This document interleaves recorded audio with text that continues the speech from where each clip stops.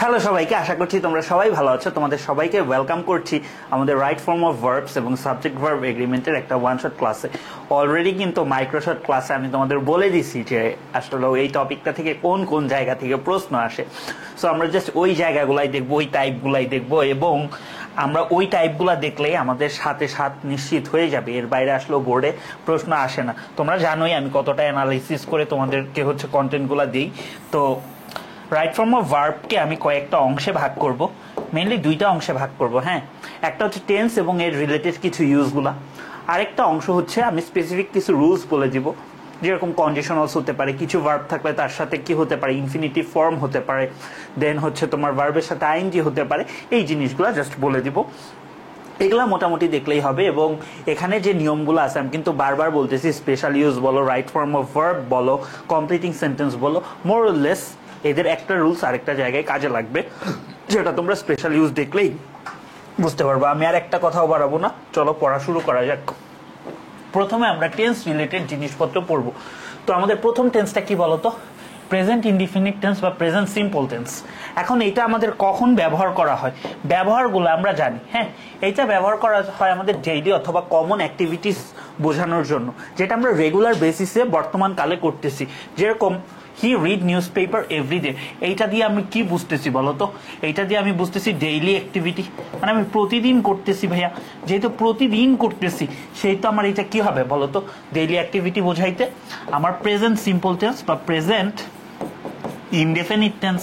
আচ্ছা ভাই, present indefinite টেন্সটা আমি বুঝলাম, তাইলে আমরা কি জানি প্রেজেন্ট ইনডেফিনিট টেন্সের স্ট্রাকচার কি? সাবজেক্ট বসবে, ভার্বের প্রেজেন্ট ফর্ম বসবে, এবং এখানে যে নাম্বার পার্সন অনুসারে যে ভার্ব বসবে এর সাথে কি তোমার এস অথবা ইএস ফর্ম বসবে, এরপরে তোমার বাকি অংশ বসবে। তাহলে হি কি বলতো? Third person singular number. তাহলে এর পরে যে ভার্বটা বসবে সেটা কি হবে বলতো? থার্ড পার্সন সিঙ্গুলার নাম্বার হলে কি এস একটা যুক্ত হবে, তাহলে কি he reads newspaper everyday.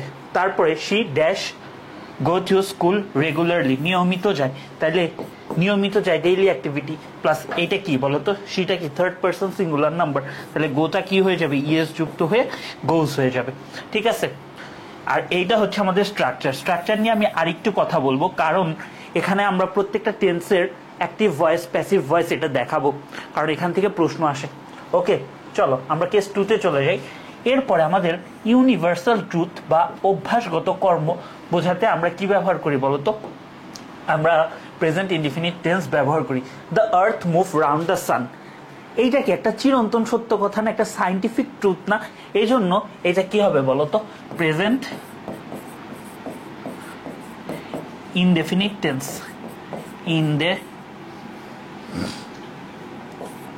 বানান ভুল লিখতেছি, দরকার নেই। ইনডেফিনিট টেন্স, হ্যাঁ, প্রেজেন্ট ইনডেফিনিট টেন্স। তাহলে কি দ্য আর্থ, তাহলে এর সাথে কি হবে? চিরন্তন সত্য কথা, তাহলে কি মুভস হয়ে যাবে, মুভস রাউন্ড দ্য সান। খুব সহজ জিনিস, বাট পরীক্ষায় আসে। তাইলে তুমি আমাকে বলো, they have freedom of choice, thought and expression. এইটা কি একটা রেগুলার কথাবার্তা না? এটা কি ইরেগুলার কোনো কথাবার্তা? এটা একটা রেগুলার কথাবার্তা না? তো সেই ক্ষেত্রে আমরা এটারে কি বলতে পারি বলতো? এটা প্রেজেন্ট টেন্স হবে। এখন প্রেজেন্ট সিম্পল টেন্সে যদি হয় তাহলে হ্যাভটা কি হয়ে যাবে? হ্যাভটা হ্যাজ হয়ে যাবে, বুঝছি? তারপর দেখো, ন্যাচারালি যদি থাকে, কিছু কিছু অ্যাডভার্ব ন্যাচারালি হইতে পারে, ওইগুলো আমরা দেখবো। এই অ্যাডভার্বগুলো থাকলে সাধারণত আমাদের সেটা কি হয়? প্রেজেন্ট ইনডিফিনিট টেন্স হয়। তাইলে হি ড্যাশ হি আছে, তাহলে কি থার্ড পার্সন সিঙ্গুলার নাম্বার যদি হয় তাহলে প্রথমটা কি হবে আমাদের? He wants to know. আচ্ছা, he wants to know and see more, and see more. একটা জিনিস এটা কেন করাচ্ছি, এই যে এখানে টুটা আছে না, মনে মনে এখানেও টু আছে, বুঝছো? এখানেও মনে মনে টু আছে, যেহেতু অ্যান্ড হয়েছে, এটা অ্যান্ডের ডিস্ট্রিবিউশন। তাহলে টু নো, টু প্লাস ভার্বের বেস ফর্ম। আবার এখানে যদি টুটা আমি ধরি যে এখানে আসে সে, তাহলে এক্ষেত্রে কি হবে? C more and more. ঠিক আছে, তারপর ধরো রিলেশনশিপস অফ ডিফারেন্ট কাইন্ডস। তাহলে কি রিলেশনশিপ, সম্পর্ক বিভিন্ন ধরনের হইতে পারে, স্বাভাবিক একটা কথা। তাহলে কি রিলেশনশিপস আর, তাই না? সহজ না? এগুলো একটু দ্রুত যাবো কারণ এগুলো সহজ জিনিস। তারপর এই যে কথাটা বললাম যে কিছু কমন অ্যাডভার্ব আছে যেগুলা থাকলে প্রেজেন্ট অ্যাক্টিভিটি বোঝায়, এবং এটা কি আমার প্রেজেন্ট টেন্স। এগুলো অন্য টেন্সেও ক্ষেত্র বিশেষ ব্যবহৃত হতে পারে, বাট আমাদের লেভেল পর্যন্ত এটাই আসে, বা বোর্ডের জন্য এতটুকু জানলেই হবে। এগুলা কি কি? Always, never, often, how often, এগুলা। তো এইটাকে আমরা কিভাবে মনে রাখতে পারি? এইটাকে আমরা একটা নেমোনিক্স দিয়ে মনে রাখতে পারি। কি নেমোনিক্স দিয়ে আমরা এটাকে মনে রাখতে পারি বলতো? FR hour gardens. এফআর বলতে এখন অনেকে ফর রিয়েল বোঝো, তুমি যাই বুঝো দরকার নাই, তুমি এফআর দিয়ে বোঝো ফ্রিকুয়েন্টলি। তারপর হচ্ছে আর এ রেগুলারলি, ইউতে ইউজুয়ালি, ওতে হচ্ছে আমার অনেকগুলো হতে পারে, often, how often, very often, occasionally. তাহলে এইভাবে চিন্তা করো, হ্যাঁ। ফর রিয়েল, আওয়ার, তারপর হচ্ছে গার্ডেন্স, জেনারেলি হইতো, জেনারেলি, অলওয়েজ, রেগুলারলি, ঠিক আছে। এভাবে আমরা দেখবো। ডেইলি, ইতে আমাদের এভরি রিলেটেড যে ওয়ার্ডগুলো, every day, every time, every morning, এগুলো হতে পারে। এনতে কি? Normally, never. এসতে কি? সামটাইমস। তার মানে এটা দিয়ে আমরা মনে রাখতে পারি। এছাড়াও ব্যবহার ভেদে অন কোন একটা ডের নাম থাকলে, টুয়াইস থাকলে, ঠিক আছে, টুয়াইস এ ইয়ার, অর্থাৎ আমার এগুলা দিয়ে যদি রেগুলার অ্যাক্টিভিটি বোঝায়। মেন কথা কিন্তু ওইটা ভাই বেসিক, রেগুলার অ্যাক্টিভিটি বা ডেইলি অ্যাক্টিভিটি। রেগুলার বা ডেইলি অ্যাক্টিভিটি বোঝাইলেই আমার কি? Present indefinite tense. তাইলে এগুলা আমরা পারবো না বলো তো? ধরো, I go two library on every Monday, কথা কিন্তু একটাই ভাইয়া। কথা কি বলো তো? আমার এটা কি? রেগুলার অ্যাক্টিভিটি বোঝাচ্ছে না? তাহলে রেগুলার অ্যাক্টিভিটি বা ডেইলি অ্যাক্টিভিটি বোঝাইলে আমার কি হয়? Present indefinite tense. তাহলে কি? আয়ের সাথে তো গোটা গই থাকে। তারপর ধরো, সম্পদ টেক টি এভরিডে, এইটা যেহেতু এভরিডে আছে, এটা দেখে আমি কি চিনতেছি? এইটাও কি আমার একটা রেগুলার অ্যাক্টিভিটি। তাহলে সম্পদটা কি? থার্ড পার্সন সিঙ্গুলার নাম্বার, তাহলে টেকটা কি হয়ে যাবে? টেকটা টেক্স হয়ে যাবে। তাহলে সম্পদ টেক্স টি এভরিডে। বুঝছি? এই পর্যন্ত বুঝছি বলো তো? একটু ফাস্ট যাচ্ছি, তোমরা আরো ফাস্ট দেখো, কারণ আমাদের টাইমটা এখন অনেক কম, ঠিক আছে, এবং এই কম টাইমে আমাদের সবকিছু কভার করতে হবে, ঠিক আছে। আচ্ছা চলো। He does not seem to understand text and never ask any question. এতটুকু এন্ডের আগের অংশটুকু কিসে আছে? আমার প্রেজেন্ট টেন্সে আছে। তাহলে এন্ডের পরের অংশটুকু সাধারণত আমার প্রেজেন্ট টেন্সই হবে। এটাই প্যারালালিজমের ব্যবহার, মানে আগে যে স্ট্রাকচার পরেও সেই স্ট্রাকচার। বা এখানে বোঝা যাচ্ছে, আমাদের কনটেক্সট দেখেও বোঝা যাচ্ছে যে এটা আসলেও কি। তাইলে সে ঠিকভাবে মানে লেখাগুলো বা পড়াগুলো করে না, এবং সে কোনো কোয়েশ্চেনও জিজ্ঞাসা করে না। তাহলে এখানে সাবজেক্ট কি? হি, তাই না? তাহলে এখানে হিটাকে নিয়ে যাও, হিটাকে এখানে প্লেস করো। হি নেভার আস্ক, এটা কি প্রেজেন্ট ইনডিফিনিট টেন্স না এতটুকু? তাহলে আস্কটা কি হয়ে যাবে? এখানে আস্কস এনি কোয়েশ্চেনস। দেখো, তারপর আছে ইউজুয়ালি। এই অ্যাডভার্বটা থাকলে কি হবে বলো তো? Present indefinite tense, indefinite tense. তাইলে usually the tigers reside in the deep forest, Barishal বোর্ডে আসছে। তাইলে কি? দ্য টাইগার্স আছে, প্লুরাল ফর্ম আছে, তাহলে কি এই ফর্মটা চেঞ্জ হবে ভার্বের? না, প্লুরাল ফর্মে রিসাইডটা কি? রিসাইড থাকবে। বুঝছো না? বাকি একটা তোমরা প্র্যাকটিস করবা, তোমাদের প্র্যাকটিসের কোনো বিকল্প নাই। চলো, তারপরে আসো আমরা একটু ভয়েস নিয়ে কথাবার্তা বলবো। ভয়েস থেকে মোটামুটি কোয়েশ্চেনটা আসে, এবং এই যে এই জায়গাটা থেকে প্রশ্ন প্রতি বছরই আসে। তো আমরা সাধারণত অ্যাক্টিভ ভয়েস কি? যেখানে আমরা সাবজেক্টকে বেশি গুরুত্ব দিচ্ছি বা সাবজেক্টকে ফোকাস করতেছি, আর যখন আমরা অবজেক্টকে ফোকাস করতেছি সেটা প্যাসিভ ভয়েস, তাই না? তো আমরা একটা জিনিস কিন্তু ভয়েসে জানি যে আমাদের এটা নর্মাল স্ট্রাকচার, যে প্রেজেন্ট ইনডিফিনিট টেন্সের অ্যাক্টিভ স্ট্রাকচারটা কি? সাবজেক্ট ভার্বের সাথে এস বাই এস যুক্ত হতে পারে, তারপরে এক্সটেনশন। এখন কথা হচ্ছে, একে যখন আমরা প্যাসিভে নিব, আমরা তো এই জিনিসটা সবাই জানি না, প্যাসিভ ভয়েসের ক্ষেত্রে কি হয়? সাবজেক্টটা হয়ে যায় অবজেক্ট, আর এখানে অবজেক্টটা হয়ে যায় সাবজেক্ট। এইটা একটা নিয়ম। তারপরে এই যে এই জায়গায় যে সাবজেক্টটা, এ আসলেও কে? এ আসলেও এই যে অ্যাক্টিভের অবজেক্টটা এখানে সাবজেক্ট হয়ে গেছে। তারপরে আমরা একটা বি ভার্ব আনবো, তারপরে আমরা বি ভার্ব আনবো। যেহেতু আমাদের প্রেজেন্ট টেন্স, তাই বি ভার্ব হিসেবে অ্যামিজার আনবো। এবং আমাদের ভয়েসের ক্ষেত্রে অ্যামিজারের পরে যে ভার্বটা আনবো, V3 আনবো। যে ভার্বটা আনবো সেটা আনবো কি? V3, অর্থাৎ পাস্ট পার্টিসিপল। তারপরে আমাদের নেসেসারি যে প্রিপোজিশনের ব্যবহারগুলো, আমরা ম্যাক্সিমাম ক্ষেত্রেই বাই বসাই, বাট ম্যাক্সিমাম ক্ষেত্রে কিন্তু বাই হবে না, তাই না? ম্যাক্সিমাম ক্ষেত্রে হলেও সবসময় হবে না। সো কখন বাই বসে কখন উইথ বসে, এটা ভয়েসের ব্যাপার। তো অতটুকু কনসেপ্ট আশা করি আছে, দিয়ে আমরা সেন্টেন্সটা শেষ করব। তাইলে সম্পদ ডাজ দ্য টাস্ক রেগুলারলি, তাহলে সম্পদ রেগুলারলি কাজটা করে, তাহলে এখানে সাবজেক্টকে সম্পদ, অবজেক্টকে দ্য টাস্ক, তাহলে এখানে অবজেক্টটা সাবজেক্ট হয়ে যাবে, দ্য টাস্ক ওই চলে যাচ্ছে, এটার সাবজেক্টটা এটার অবজেক্টে চলে যাচ্ছে। তারপর আমি দ্য টাস্কের সাথে রিলিভেন্ট, দ্য টাস্কের সাথে রেলিভেন্ট একটা বি ভার্ব আনবো প্রেজেন্ট টেন্সে, তাহলে দ্য টাস্কের সাথে রেলিভেন্ট কি হবে, ইজ হবে, কারণ কি সিঙ্গুলার, তাহলে ইজ আনলাম। তারপর আমি V3 আনবো, এখানে আমার ভার্বটা কি ছিল, ডাজ, ডাজ মানে তো আসলে ডু ভার্বটাই, তাই না, তাহলে ডু কে, ডু এর ভার্ব 1 কি ডু, V2 কি ডিড, আর V3 কি ডান, V3 আনলাম, আমি একটা প্রিপোজিশন আনলাম, অ্যাডভার্বটা আমি ইচ্ছা মতো লাস্টে প্লেস করলাম, শেষ। বুঝছো, এইভাবে আমাদের ভয়েসের মেকানিজমটা হয়।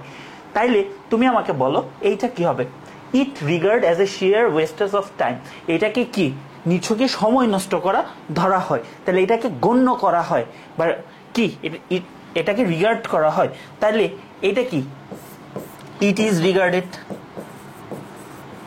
আচ্ছা, তারপর দেখো special prayers offer in the home of an examinee, তার মানে স্পেশাল প্রেয়ার, এই যে তোমাদের পরীক্ষার আগে দোয়া দরুদ পড়া হবে, বাড়িতে মিলাদ টিলাদ কত কিছু দেওয়া হয় না, ওই ব্যাপারটাই বলা হয়েছে। তো এইখানে প্রেয়ার কি নিজে নিজে হয় না, তাকে কেউ করে, তাকে কেউ করে, তাই না, যেহেতু তাকে কেউ করে সেহেতু এটাকে অবজেক্ট, তো অবজেক্টকে যদি আমরা ফোকাস করি এটা কি প্যাসিভ ভয়েস, তাহলে কি স্পেশাল প্রেয়ার্স আর অফার্ড, বুঝছি, in the house of an examinee, শেষ। আসো, it is recognised as an international language, একে ইন্টারন্যাশনাল ল্যাঙ্গুয়েজ বা আন্তর্জাতিক ভাষা হিসেবে গণ্য করা হয়, তাহলে ইট ইজ আছে, একে গণ্য করা হয়, তাহলে প্রেজেন্ট টেন্সে প্যাসিভ ভয়েস, তাহলে রেকগনাইজডটা কি হয়ে যাবে, রেকগনাইজডটা কি হয়ে যাবে, রেকগনাইজড হয়ে যাবে, ঠিক আছে। ইট call the seed time of life, যে আমাদের স্টুডেন্ট লাইফটা, এটা কি বীজ বপনের সময়, তাহলে একে গণ্য করা হয়, ঠিক আছে, বা একে বলা হয়, তাহলে কি ইট ইজ কল্ড, ইজটা কেন আনছি, যেহেতু কি ভয়েস করতেছি, প্রেজেন্ট টেন্সের প্যাসিভ ভয়েস করতেছে, একটা বি ভার্ব আনতেছে, একটা V3 বসাই দিচ্ছি, মেইন কথা কিন্তু ভাই আমার এই যে একটা বি ভার্ব আনবো প্রেজেন্ট টেন্সে, এবং বি ভার্ব কি কি আছে আমার প্রেজেন্ট টেন্সে, এম ইজ আর আছে, এবং এরপর একটা V3 বসাবো, তুমি জাস্ট এতটুকু যদি মনে রাখো তাইলেই তোমার জন্য এনাফ, ঠিক আছে। সেম জিনিস, এটা আমি মাত্র করে আসছি, ক্লিয়ার এ পর্যন্ত। আসো চলো আমরা সামনে যাই, এখন আমরা দেখবো প্রেজেন্ট কন্টিনিউয়াস টেন্স। আচ্ছা, প্রেজেন্ট কন্টিনিউয়াস টেন্সের আরেকটা নাম আছে ভাইয়া, আমরা সবাই জানি, সেটা কি বলতো, কন্টিনিউয়াস মানে কোন একটা কিছু প্রোগ্রেসিভ অবস্থায় আছে, কোন একটা কিছু চলমান, তাহলে একে আমরা বলবো হচ্ছে প্রেজেন্ট প্রোগ্রেসিভ টেন্সও বলতে পারি, প্রেজেন্ট প্রোগ্রেসিভ টেন্সও বলতে পারি। আচ্ছা, তাহলে কোন একটা কাজ চলমান অবস্থায় আছে, সহজ কথা ভাই, এইসব উদাহরণ আমরা সবাই জানি। আমাদের মেইন কথা কি, এম ইজার প্লাস মূল ভার্বের সাথে আইএনজি থাকলে, এম ইজার প্লাস মূল ভার্বের সাথে আইএনজি থাকলে সেটা কি হয়, প্রেজেন্ট কন্টিনিউয়াস টেন্স, তাই না। পাস্ট কন্টিনিউয়াস টেন্স হলে কি হইতো, ওয়াজ ওয়ার হইতো, প্রেজেন্ট মানেই এম ইজার বসবে। এখন এইটারে ভয়েস চেঞ্জ করব, তুমি রুলস টুলস কিছু পারো না, তুমি বাদ দাও, সাবজেক্ট অবজেক্টের জায়গায়, অবজেক্ট সাবজেক্টের জায়গায়, শেষ। তারপর আমরা একটা প্রিপোজিশন বসাবো, জানি ভয়েসে আমার এই জায়গাটায় মেইন ভার্বে সবসময় ভার্বের 3 নাম্বার ফর্মটা হয়, ভার্বের 3 নাম্বার ফর্মটাও আমি জানি হবে। এখন তোমাদেরকে কি বলছি, যে আমার একটা বি ভার্ব আনতে হবে, একটা বি ভার্ব আনতে হবে, আমার এমিজার তো আমার অ্যাক্টিভ সেন্টেন্সের এমিজারটাই আসতেছে, তাই না।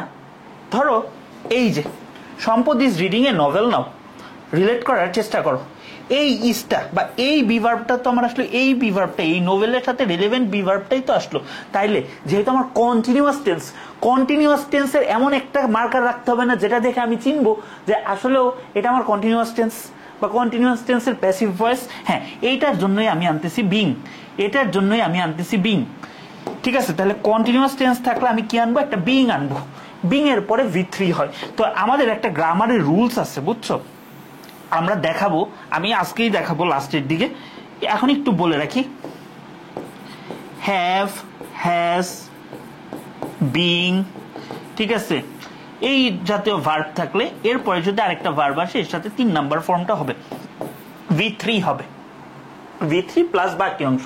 তাইলে সম্পদ ইজ রিডিং এ নভেল নাও, কি পড়তেছে, নোবেল, তাহলে এটার অবজেক্টটা সাবজেক্ট হয়ে গেল, এটা এখানে চলে গেল। তারপরে ইজটা কি, এর সাথে রিলেভেন্ট একটা এমিজার একটা আনলাম, তারপরে আমি বিংটা আনলাম, বিং এর পরে V3 আনলাম। V3টা কেন রিড হচ্ছে, রিড রেড রেড, উচ্চারণটা একটু ডিফারেন্ট, বাট তিনটার বানানি এক, যেরকম পুট পুট পুট, ঠিক আছে, কাট কাট কাট, ঠিক আছে, সাট সাট সাট, এরকম আর কি। তাহলে তুমি আমাকে বলো হি রিড আ নোভেল নাও, তাহলে তুমি কিভাবে চিনবা যে এখানে নাও দেখে চিনবা, এখানে নাও দেখে চিনবা, এটা কি নাও মানে কি, এটা প্রেজেন্ট কন্টিনিউয়াস টেন্স। এরকম কিছু অ্যাডভার্ব থাকলে সেটা প্রেজেন্ট কন্টিনিউয়াস টেন্স হয়, এখনই আমরা দেখব। তাইলে হি এর সাথে কি হয়, ইজ হয়, তাহলে রিডটা কি ভার্বের সাথে আইএনজি, রিডিং আর নোভেল নাও। তারপর কি আই এম ওয়ার্কিং নাও, যেহেতু নাও আছে, বুঝছি এ পর্যন্ত। চলো সামনে যাই। দেখো বোর্ড কোয়েশ্চেন আছে, they are not pay heed to the teacher advice, তারা টিচারের কথা শুনতেছে না, পে হিট টু, হ্যাঁ। তাইলে তুমি আমারে বলো তো এইটা কি হবে, যেহেতু আর আছে এখানে, আর একটা কন্টিনিউয়াস ফর্মে আছে, তাহলে কি পেটা কি হয়ে যাবে, পেটা হয়ে যাবে পেইং, ঠিক আছে, পেটা হয়ে যাবে পেইং। তারপরে বাট ইট ইজ কনস্ট্যান্টলি এমন একটা অ্যাডভার্ব যেটা থাকলে সাধারণত আমাদের কি হয় বলো তো, present continuous tense.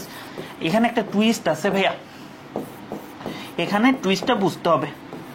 Present continuous tense, it is constantly being, আমার বিংটা কখন থাকে কন্টিনিউয়াস টেন্সে, কখন বিং থাকে, যখন সেটা প্যাসিভ ভয়েস হয়, তাই না?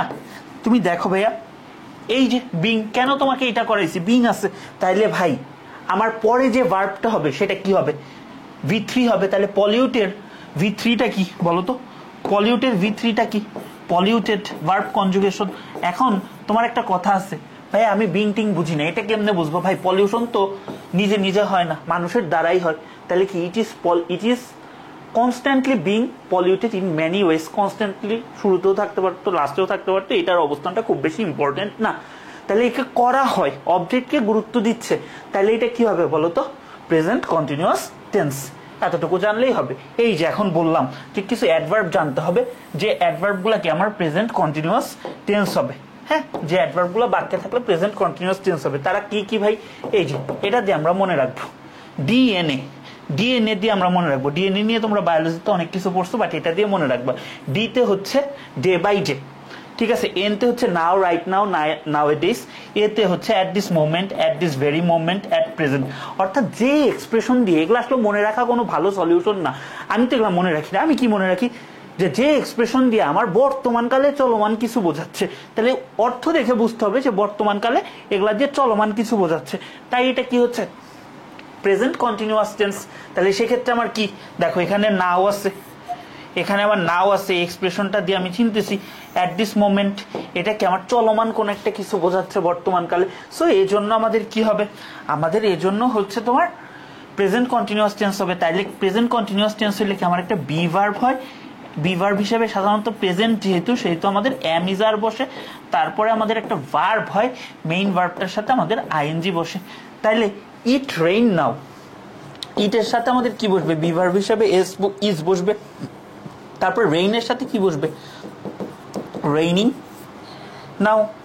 Moinul write a letter at this moment, তাহলে মইনুল এখন একটা চিঠি লিখতেছে, মইনুলের সাথে কি বি ভার্ব ইজ বসবে। তাহলে রাইট থেকে কি রাইটিং, রাইটিং বানানটা অনেকে ডাবল টি দাও, বাট একটা টি, তাহলে কি is writing a letter at this moment. বুঝছো এই পর্যন্ত? আমি একটু ফাস্ট যাচ্ছি, বাট বুঝতে হবে, ওয়ান শট ক্লাসগুলো এরকমই হয়।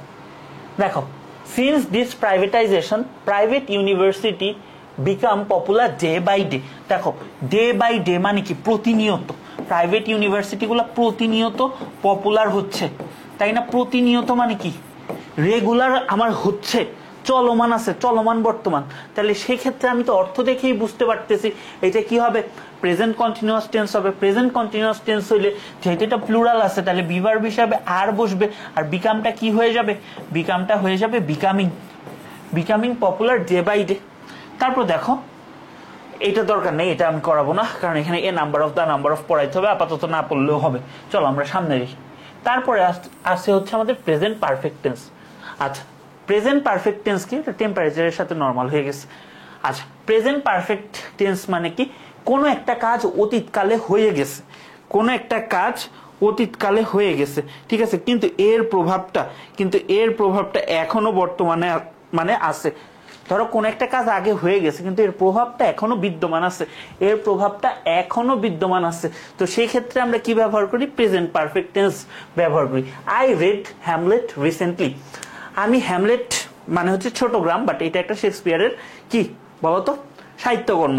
সো এখানে হ্যামলেটের হয়তো কিছু গল্প আমার এখনো মনে আছে।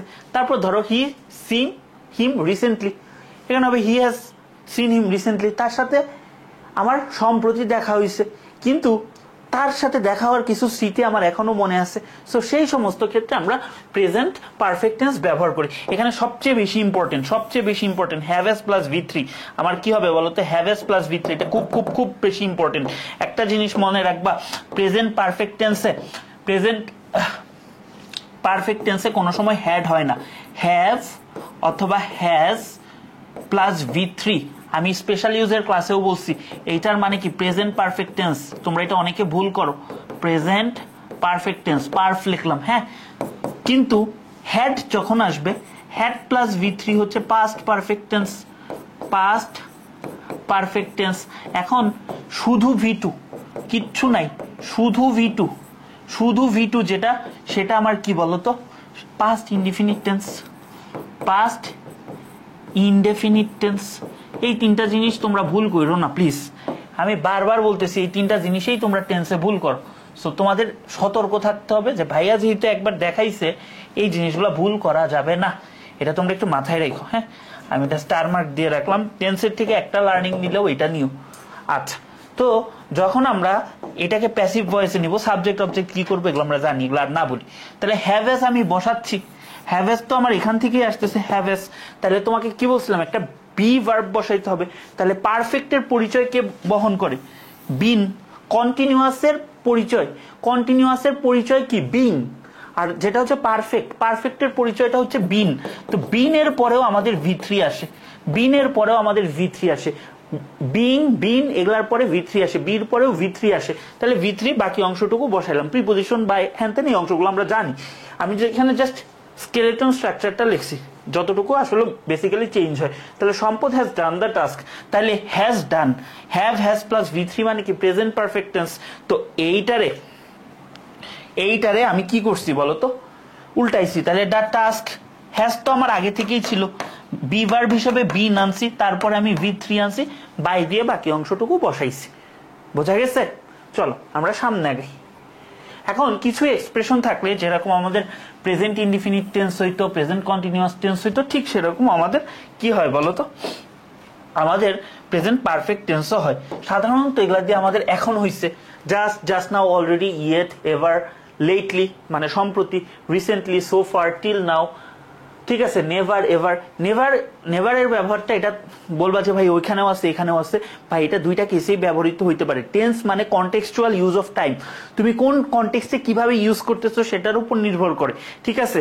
সো ওই কনটেক্সটটা বুঝতে হবে। ওই যে আমি তোমাকে কনটেক্সটটা দেখাইলাম না, যে ওই যে he does not put off his work, একটা এক্সাম্পল, ওইখানে ছিল, ওই কনটেক্সট অনুসারে ওইটা ছিল কি আমার কি টেন্স বলতো?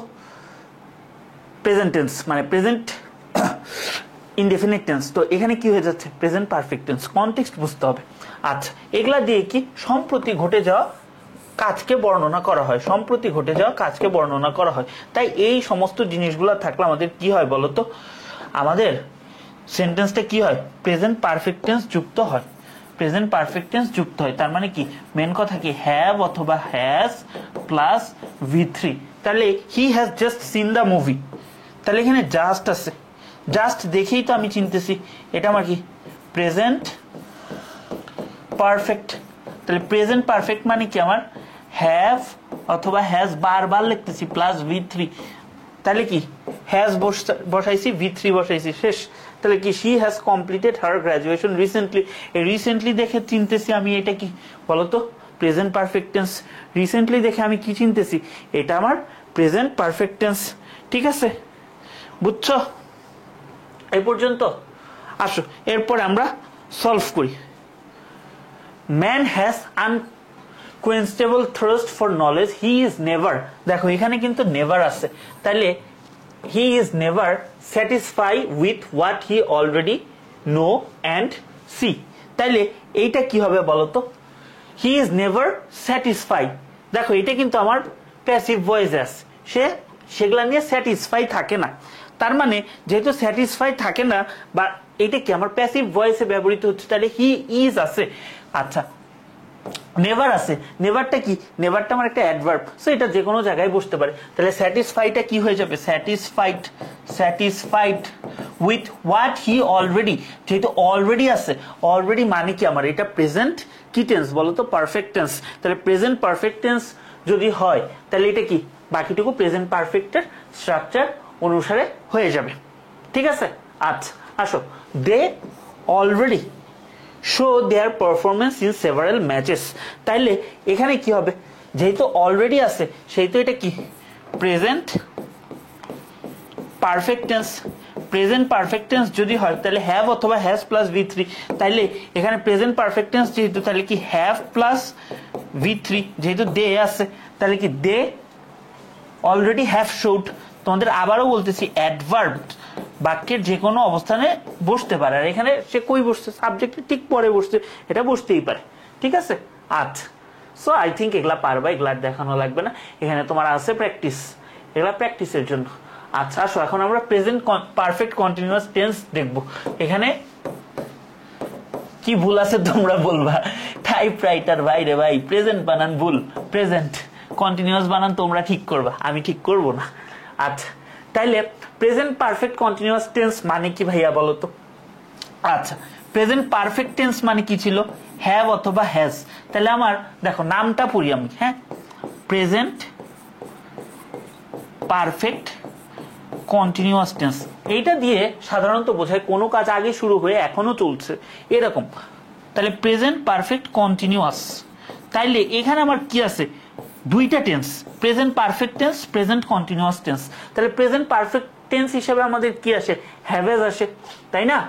তো এখন যেহেতু কন্টিনিউয়াস টেন্স একটা তো আইএনজি আসবেই, তাহলে কি ভার্বের সাথে একটা আইএনজি আসবেই, আর এর আগে আমাদের আসতেছে বিন আসতেছে, তাহলে have been has been plus ভার্বের সাথে আইএনজি হইলে কি প্রেজেন্ট পারফেক্ট কন্টিনিউয়াস টেন্স। যেরকম she has been reading the book for 6 hours, সে কি 6 ঘন্টা ধরে বই পড়তেছে। She has been reading the book since 6 PM, সে 6টা থেকে বই পড়তেছে। তো এখানে ফর আর সিন্সের ব্যবহারটা তোমাদেরকে দেখাবো। হ্যাঁ, এটা ভাই খুব সহজ, হ্যাভ বিন হ্যাজ বিন আছে না, হ্যাভ বিন হ্যাজ বিন এখানে কি হ্যাভ বিন হ্যাজ বিন ভার্বের সাথে আইএনজি, জাস্ট আমি এখন বলে যাব।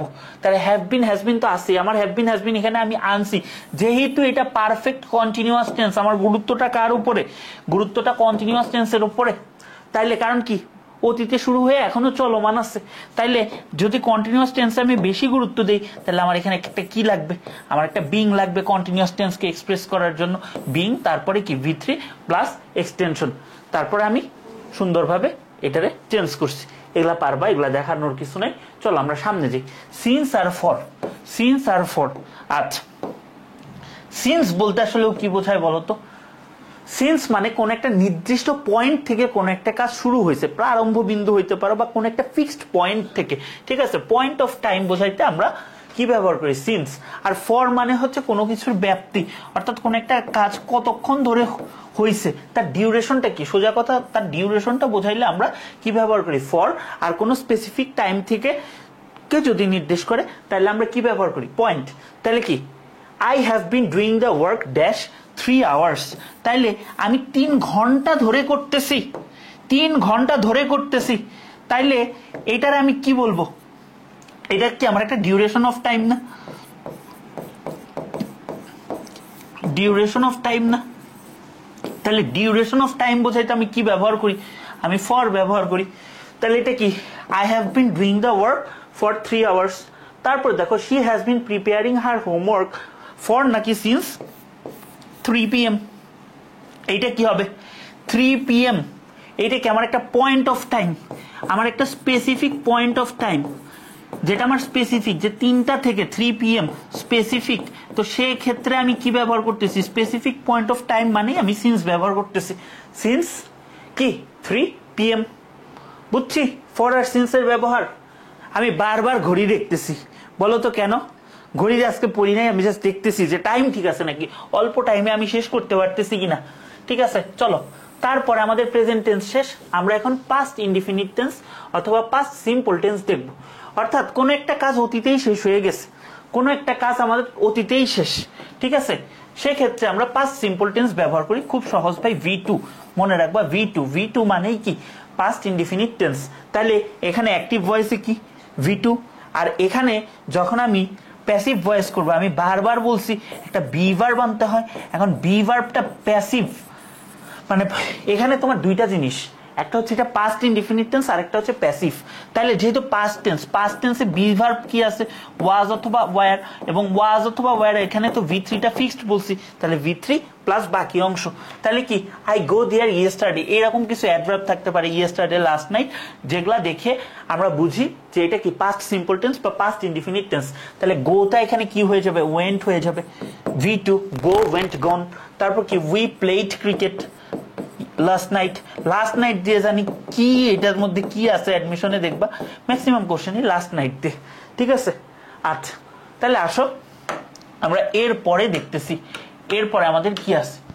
On 26 March 1971 Bangabandhu Sheikh Mujibur Rahman dash declare the independence of Bangladesh. এইটাই আসলে। আচ্ছা এটা কি হবে বলো তো, এটা নিয়ে বিতর্ক করতে যাচ্ছি না, জাস্ট এটার গ্রামারটা বলো কি হবে, বলো এটার গ্রামারটা কি হবে।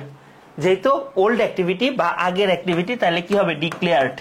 হ্যাঁ আচ্ছা, তারপরে দেখো Pakistani military junta base in West Pakistan launched the Operation Searchlight against the unarmed people of East Pakistan, initiate genocide in Bangladesh। তাহলে এইখানে সব ম্যাক্সিমাম জিনিসই, এইটার রুলসটা আমি একটু পরে দেখাবো। হ্যাঁ এইটার রুলসটা আমি একটু পরে দেখাবো, বাট এই দুইটা তুমি চিন্তা করো, এটা কি অতীতকালের অ্যাক্টিভিটি, অতীতে হয়েছে, তাহলে কি বেসড হবে। আর এইটা কি বলতো, ওয়েস্ট পাকিস্তান কি করছে, অপারেশন সার্চলাইট শুরু করছে, তাই কি লঞ্চড হবে, ঠিক আছে, ক্লিয়ার, বুঝতে পারছি। চলো আমরা সামনে যাই। এই যে তোমাদেরকে কিছু বলছি যে কিছু কমন অ্যাডভার্ব আছে যেগুলা থাকলে আমরা চিনি পাস্ট ইনডিফিনিট টেন্স বা পাস্ট সিম্পল টেন্স। হ্যাঁ সেগুলা কি কি, ধরো এই যে লাস্ট প্লাস একটা টাইম এক্সপ্রেশন, যেরকম লাস্ট নাইট হইতে পারে, তারপর লাস্টের সাথে যে কোনো টাইম, লাস্ট নাইট হইতে পারে, ঠিক আছে, লাস্ট ইয়ার হইতে পারে, লাস্ট উইক হইতে পারে, লাস্ট মান্থ হইতে পারে, লং সিন্স হইতে পারে, ব্যাক ইন দোজ ডেজ হইতে পারে, ago, long ago, ago in the past, এগুলা বেশ একটা বোর্ডে আসে না, ওয়ান্সটা আসে। এগুলা অতীতকালের কোনো কাজকে যদি নির্দেশ করে তাহলে সিম্পল পাস্ট টেন্স ব্যবহার করা হয়। যেরকম লাস্ট নাইট, ঠিক আছে, লাস্ট নাইট মানে কি লিফটটা কি হয়ে যাবে, লেফট হয়ে যাবে, লিভ লেফট, এটা কি V2 হবে। তারপর my father come home yesterday, এটা কি আমার কি অ্যাডভার্ব অফ টাইম, যেহেতু আমার অতীতকালের জিনিস বোঝাচ্ছে, তাহলে কামটা কি হয়ে যাবে কেম হয়ে যাবে। ভার্বের কনজুগেশনটা খুব বেশি ইম্পর্টেন্ট, এটা 6-7 পড়ায়, বাট কারো যদি সমস্যা থাকে একটু দেখে নিও ভার্বের কনজুগেশন।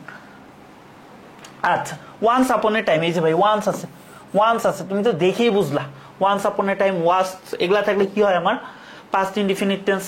তাইলে বি ভার্ব, পাস্ট টেন্সে বি ভার্ব কারা বসে, ওয়াজ অথবা ওয়ার। তোমার আমি অলরেডি ইন্ট্রোডাক্টরি ইট দেয়ার এর ব্যবহার পড়াইছি না স্পেশাল ইউজে, এটা কি ইন্ট্রোডাক্টরি দেয়ার। তাহলে এখানে কি আছে, এ কিং আছে, তাহলে সাবজেক্টে রিয়েল সাবজেক্টে এ অনুসারে কি হবে, এই কিং অনুসারে কি হবে, যেহেতু সিঙ্গুলার নাম্বার অবশ্যই একটা হবে না, হবে কি was, there was a king.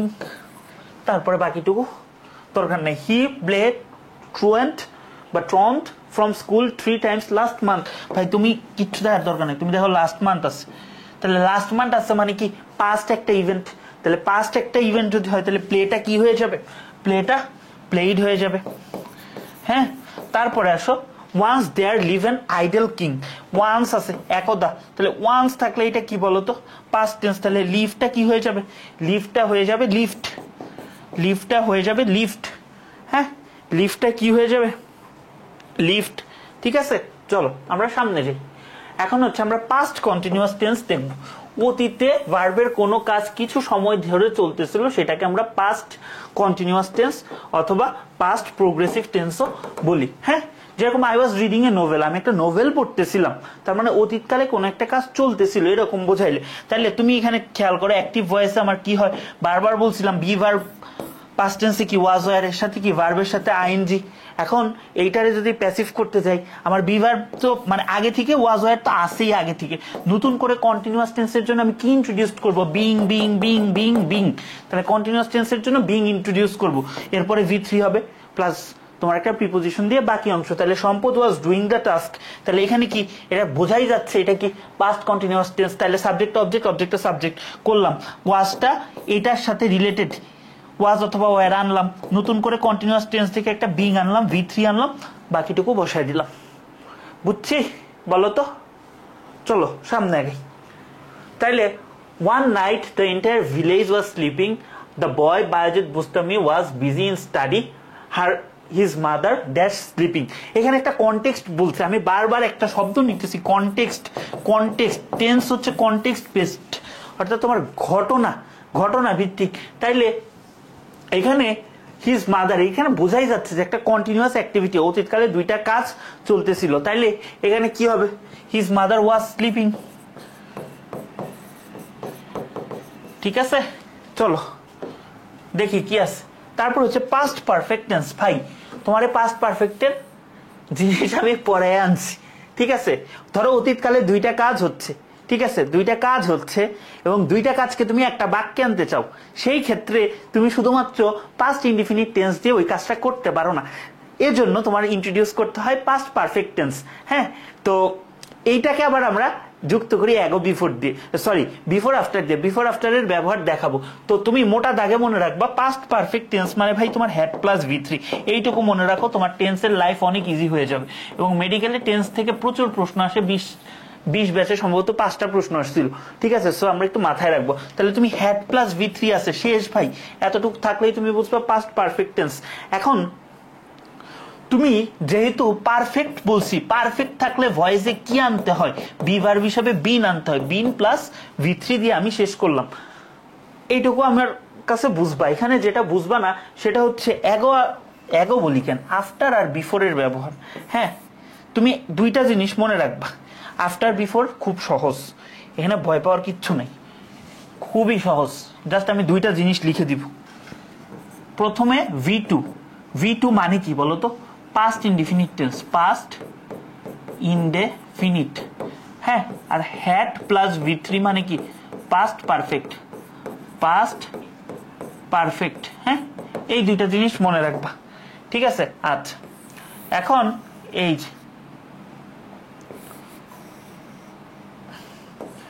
একটা জিনিস তোমাকে শিখিয়ে দিব, খুব সহজ জিনিস, সেটা হচ্ছে বিফোর।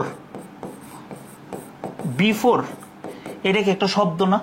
এই যে বিফোর, হ্যাঁ, বিফোরের বিফোর বা বিফোরের আগে, বিফোরে কি হবে বা আগে তোমার কি হবে বলো তো? পাস্ট পারফেক্ট হবে। পাস্ট পারফেক্ট মানে কি?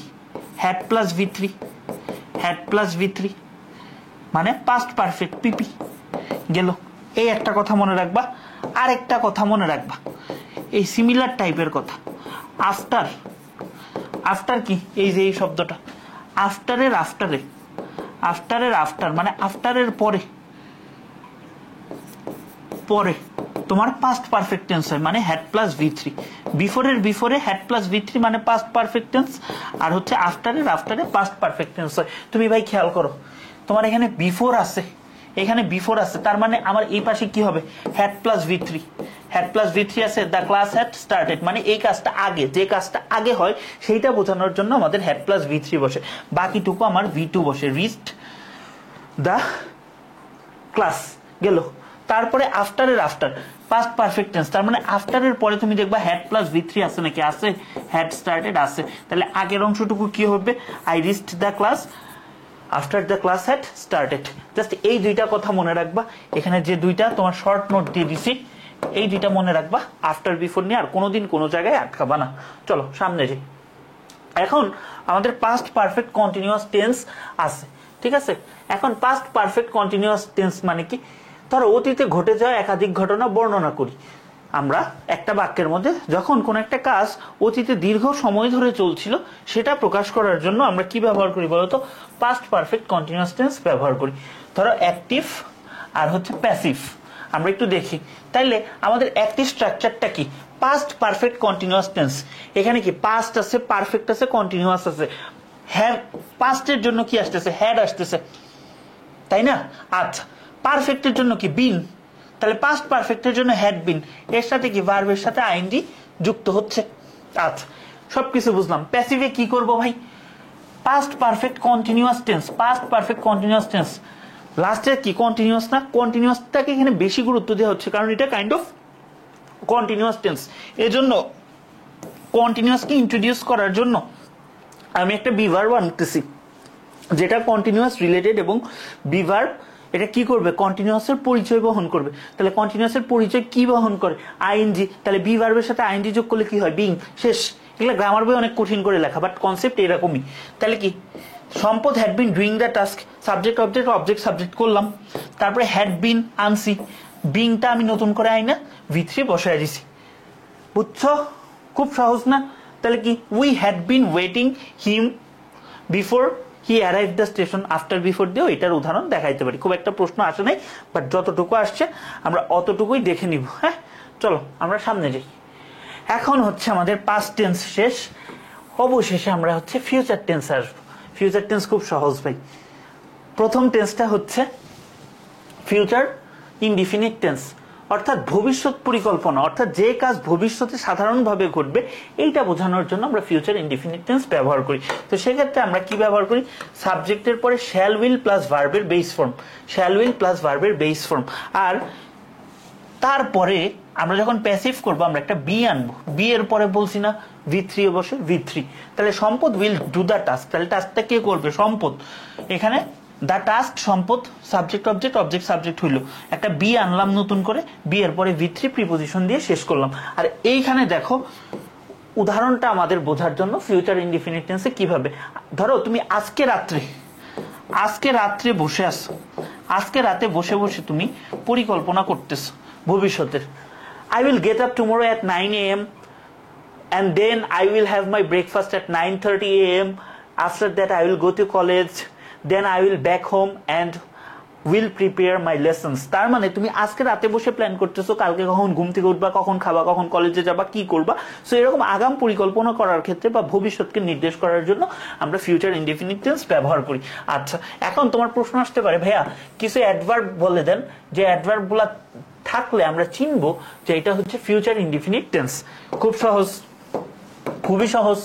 ধরো ভবিষ্যৎ জ্ঞাপক ওয়ার্ডগুলা থাকবে, সেগুলা কি হইতে পারে? টুমোরো হইতে পারে, দ্য ডে আফটার টুমোরো হইতে পারে, the next day, next time, next month, coming days. এগুলা থাকলে আমাদের কি হয়? ফিউচার ইনডিফিনিট টেন্স হয়। মানে ভবিষ্যৎ জ্ঞাপক শব্দ, সোজা বাংলা ভাষা ভাই, এত কিছু মুখস্থ করার টাইম নেই, তোমার পড়ে বুঝতে হবে। ভবিষ্যৎ জ্ঞাপক শব্দ, জ্ঞাপক শব্দ, হ্যাঁ, ভবিষ্যৎ জ্ঞাপক শব্দ যদি থাকে,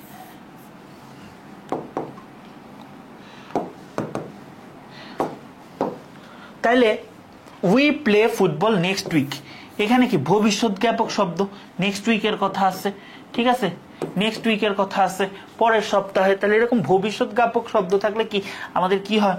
ফিউচার ইনডিফিনিট টেন্স। আচ্ছা, ফিউচার ইনডিফিনিট টেন্স যদি হয় তাহলে আমার কি হবে বলতো? ফিউচার ইনডিফিনিট টেন্স যদি হয় আমার কি হবে?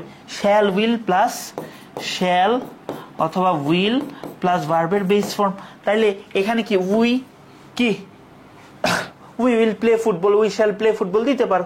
এখানে কি উই উইল দিই, উই উইল প্লে ফুটবল, হ্যাঁ, নেক্সট উইক।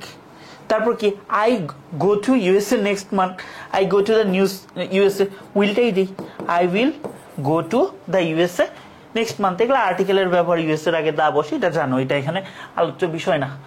চলো এখন কিছু বোর্ডের কোশ্চেন সলভ করি।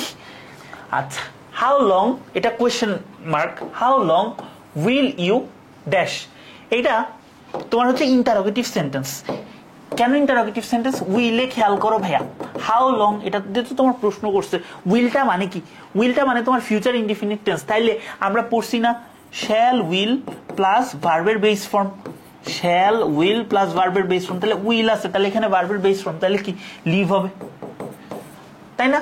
আদারওয়াইজ ড্যাশ ল্যাগ বিহাইন্ড, এখানে তোমার অনেক বয়ান আছে, এই পুরা প্যাসেজটার কনটেক্সট আমি জানি, তোমরা হয়তো অনেকে না পড়ার কারণে জানো না। তো পুরা বয়ানটা শুনে তোমার মনে হয়েছে এটা ভবিষ্যৎজ্ঞাপক একটা কথা বলছে যে এই কাজগুলো করা উচিত, নইলে কি আমরা ভবিষ্যতে অনেক পিছিয়ে থাকবো। তাহলে উই উইল ল্যাগ বিহাইন্ড, ঠিক আছে। অ্যাজ এ রেজাল্ট ধরো লাস্টের দিকে বলছে ফলশ্রুতিতে দ্য হিট উইল রাইজ, ঠিক আছে। আমি তো বলেই দিলাম উত্তর, তাই না? তাহলে এটা কি হবে বলো তো, এখানে কি হবে? ধরো এখানে পরিবেশ দূষণ টূষণ নিয়ে অনেক কথা বলা হয়েছে, গ্লোবাল ওয়ার্মিং, তারপর বলছে এরকম না হলে তাপমাত্রা বাড়বে, তাহলে কি উইল রাইজ। উইল রাইজ সহজ না? একদম সহজ। দেখছো টেন্স পারলেই এগুলা পারা যায়। তোমরা যে কেন ভয় পান তো এটাই বুঝি। ইংলিশ ভয় পাওয়ার কিছু নাই, আর ভয় পাইলে তো আমি আসি, ওয়ান শট ক্লাস তো আসি। আচ্ছা এই ক্লাসগুলো 26 বছর যারা দেখবা তাদের জন্য বলে রাখি যে টপিক আমি করাবো এটা আজ থেকে 3, 4, 5 বছর পরেও, ঠিক আছে, দেখবা এই জিনিসগুলো রিলেভেন্ট থাকতেছে অ্যাটলিস্ট গ্রামারে, ঠিক আছে। আচ্ছা চলো, ভবিষ্যতে কোন একটা কাজ চলমান অবস্থায় থাকবে এরকম অ্যাজাম্পশন করতেছো বা এরকম পরিকল্পনা প্রকাশ করতেছো, ভবিষ্যতে কোন একটা কাজ চলমান অবস্থায় থাকবে, এইটা বোঝানোর জন্য আমরা ফিউচার কন্টিনিউয়াস টেন্স ব্যবহার করি। যেরকম সাবজেক্টের পর shall be will be plus ভার্বের সাথে আইএনজি যুক্ত করি। এখন যেহেতু কন্টিনিউয়াস টেন্স, এখন ভয়েসের ক্ষেত্রে কন্টিনিউয়াস টেন্সের মার্কার কি? বিং না? বিং এর পরে কি বসে? V3 বসাই দিলাম, শেষ। তাহলে সম্পদ will be doing the task. এটা কিন্তু ভয়েসটা অত্যন্ত সহজভাবে স্ট্রাকচার মনে না রেখে দেখাচ্ছি, ঠিক আছে। জাস্ট দুইটা কথা বলছি, পারফেক্ট টেন্স হলে একটা বি ভার্ব হিসেবে বিন বসে, ঠিক আছে, আর কন্টিনিউয়াস টেন্স হলে বিং বসে। জাস্ট এতটুকু মনে রাখো, এতটুকু মনে রাখো, ভার্বের 3 নাম্বার ফর্ম বসে, এতটুকু মনে রাখলেই তুমি পারবা। জাস্ট 4-5টা কথা ভয়েসে মনে রাখলেই পারবা। তাহলে এখানে কি সম্পদ will be doing the task, এখানে টাস্কটা আগে আসলো, উইল বি এতটুকু তো আগে টা আসছে, এটার সাথে রিলেভেন্ট, এখন একটা বিং আসবে, ডান বাই সম্পদ। তাইলে he will be playing in the afternoon, সে কি বিকাল বেলায় খেলতে থাকবে। I will be working in the morning, আমি কি বলতো সকাল বেলায় খেলতে থাকবো বা আমি সকাল বেলায় কাজ করতে থাকবো, অনেকক্ষণ ধরে মোবাইল দেখি না। এখন আমরা দেখবো যে ফিউচার পারফেক্ট টেন্স। হ্যাঁ, ফিউচার পারফেক্ট টেন্স খুবই সহজ, খুবই সহজ। ফিউচার পারফেক্ট টেন্সটা কি ভাইয়া? ধরো যে টেন্স দিয়ে ভবিষ্যতে দুইটা কাজ হচ্ছে, তার মধ্যে যেটা আগে হচ্ছে সেটার জন্য আমরা ব্যবহার করতেছি ফিউচার পারফেক্ট টেন্স, ঠিক আছে। যেটা আগে হচ্ছে সেটার জন্য আমি ব্যবহার করতেছি ফিউচার পারফেক্ট টেন্স, এবং যেটা পরে হচ্ছে সেটা প্রকাশ করার জন্য আমি প্রেজেন্ট ইনডিফিনিট টেন্স ব্যবহার করতেছি। এখন ভাই আমাদের কোর্স স্ট্রাকচারটা জানতে হবে কি? ভাই কোর্স স্ট্রাকচার খুব সহজ, shall will have plus V3, shall will have plus V3, shall will have plus V3 মনে রাখবো আমরা। হ্যাঁ, তাইলে ভাই তুমি আমারে বলো তো এটা কি ফিউচার পারফেক্ট টেন্স? কি টেন্স? Perfect tense. এখন যদি আমি ভয়েস চেঞ্জ করতে চাই, আমার অবশ্যই পারফেক্ট টেন্সের জন্য একটা বিন আসবে। কারণ কি ভয়েসের ক্ষেত্রে বিনটা কি তোমার প্যাসিভে মার্কার, তাই না? একটা বিন আসতেছে, V3 এক্সটেনশন দিয়ে শেষ করতেছি। তাহলে সম্পদ will have done the task, এটা কোন টেন্স? এটা এই বছর মেডিকেলে এরকম একটা প্রশ্ন আসছে, দিয়ে বলছে এটা কোন ধরনের টেন্স, শেষ, তুমি উত্তর করে দিবা। তারপরে এইটার যদি প্যাসিভ ভয়েস চাই, তুমি দা টাস্ক আনলা, বাই সম্পদ আনলা, সাবজেক্ট অবজেক্ট এটা ইন্টারচেঞ্জ করলা। তারপরে উইল হ্যাভ, উইল হ্যাভ তো তোমার আছেই, এক্সট্রা হিসাবে তুমি কি আনলা? বিন আনলা। বিনের পরে কি হয়? বিনের পর V3 হয়, বাই দিয়ে বাকিটুকু শেষ করলা। দেখো ঢাবিতে রিপিটেডলি 2 বার আসছে, by tomorrow, by the time. এখানে একটা কথা আছে, এই কথাটাই আমি এখন পড়াবো তোমাদেরকে। ফিউচারের একটা টাইম লাইন যদি থাকে, ঠিক আছে, ফিউচার টাইম লাইন, কি টাইম লাইন ভাই? ফিউচারের টাইম লাইন। ধরো বাই 10 o'clock, এইটা কি ফিউচার টাইম লাইন না? আচ্ছা, ফিউচার টাইম লাইন, এইরকম যদি একটা ফিউচার টাইম লাইন থাকে, অর্থাৎ ভবিষ্যৎ জ্ঞাপক শব্দগুচ্ছ, যেরকম বাই প্লাস টাইম, বাই ওই মাসের এত তারিখ, অত সাল, এরকম যদি থাকে তাহলে ফিউচার পারফেক্ট টেন্স হবে। আর ফিউচার পারফেক্ট টেন্স মানে কি বলতো? শ্যাল অথবা will have plus V3, shall have plus will have plus shall have অথবা উইল হ্যাভ প্লাস V3। তাহলে we will have finished our homework. তারপর ধরো আরেকটা ফিউচার টাইম লাইন আছে, তোমার কি বলতো? বাই দ্য ইয়ার 2035, 2035 সালের মধ্যে। তাহলে এইটাও আমার একটা ফিউচার টাইম লাইন। তাহলে যেহেতু এটা আমার একটা future time line, future time লাইনের মধ্যে আমার এটা কি হবে? এই রিসার্চটা হয়ে থাকবে, বা ক্যান্সারের কি তোমার এই চিকিৎসাটা হয়ে থাকবে। তাহলে এরকম হয়ে থাকবে, বা এরকম বাই প্লাস তোমার একটা কি ফিউচার টাইম লাইন থাকলে তোমার সেটা কি হবে বলো তো? বাই প্লাস একটা ফিউচার টাইম লাইন থাকলে তোমার এটা কি হবে? আরে মোবাইল খুলতেছে না, মোবাইল ছাড়া আমি থাকতে পারি না, বুঝছো? তাহলে এটা কি হবে? Shall have plus will have plus V3, বুঝছো? এই পর্যন্ত বুঝছো? বলো তো, একটু মোবাইলটা দেখি। হ্যাঁ,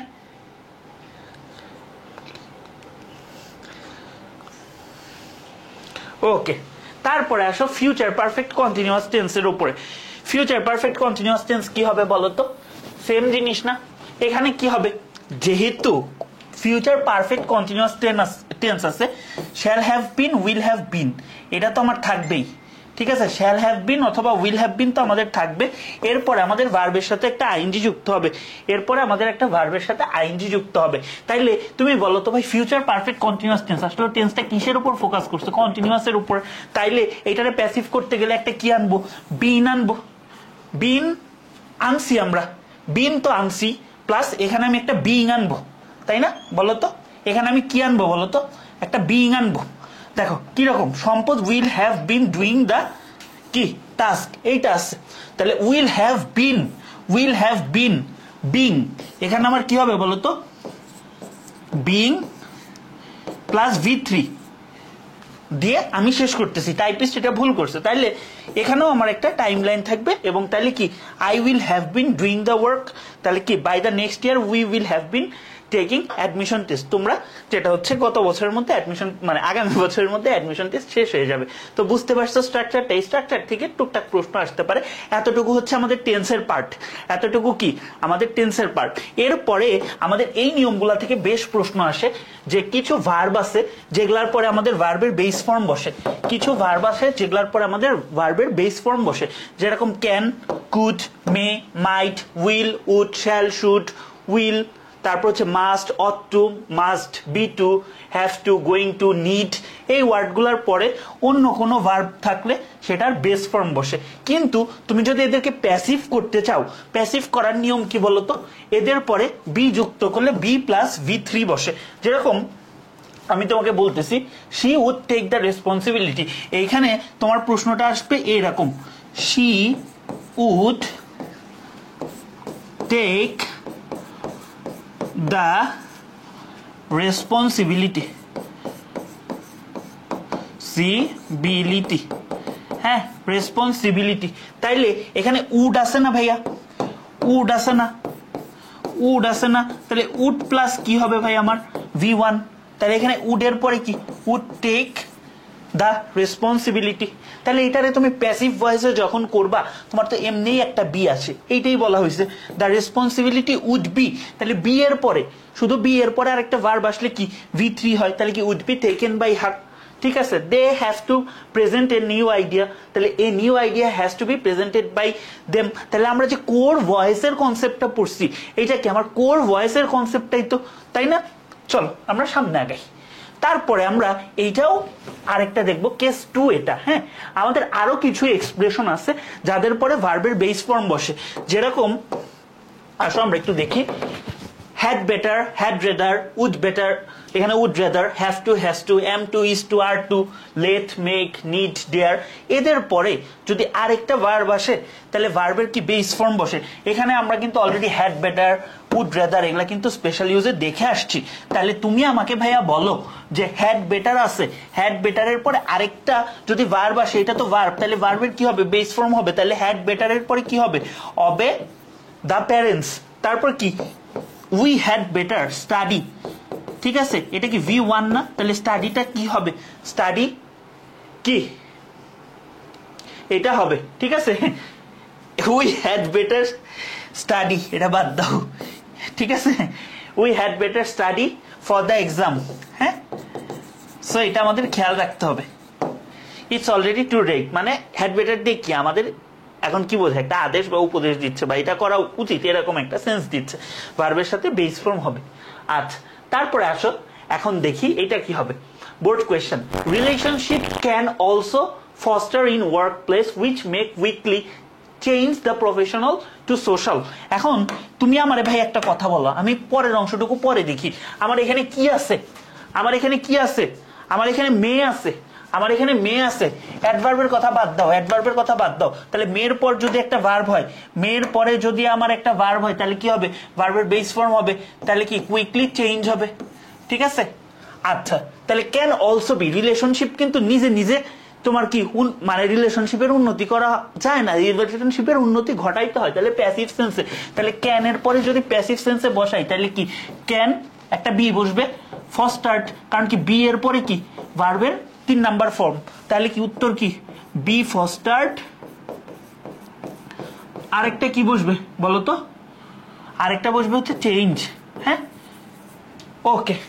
so during this period student life mustn't, ঠিক আছে, during this period of life comma দেয় নেই, student must not waste time.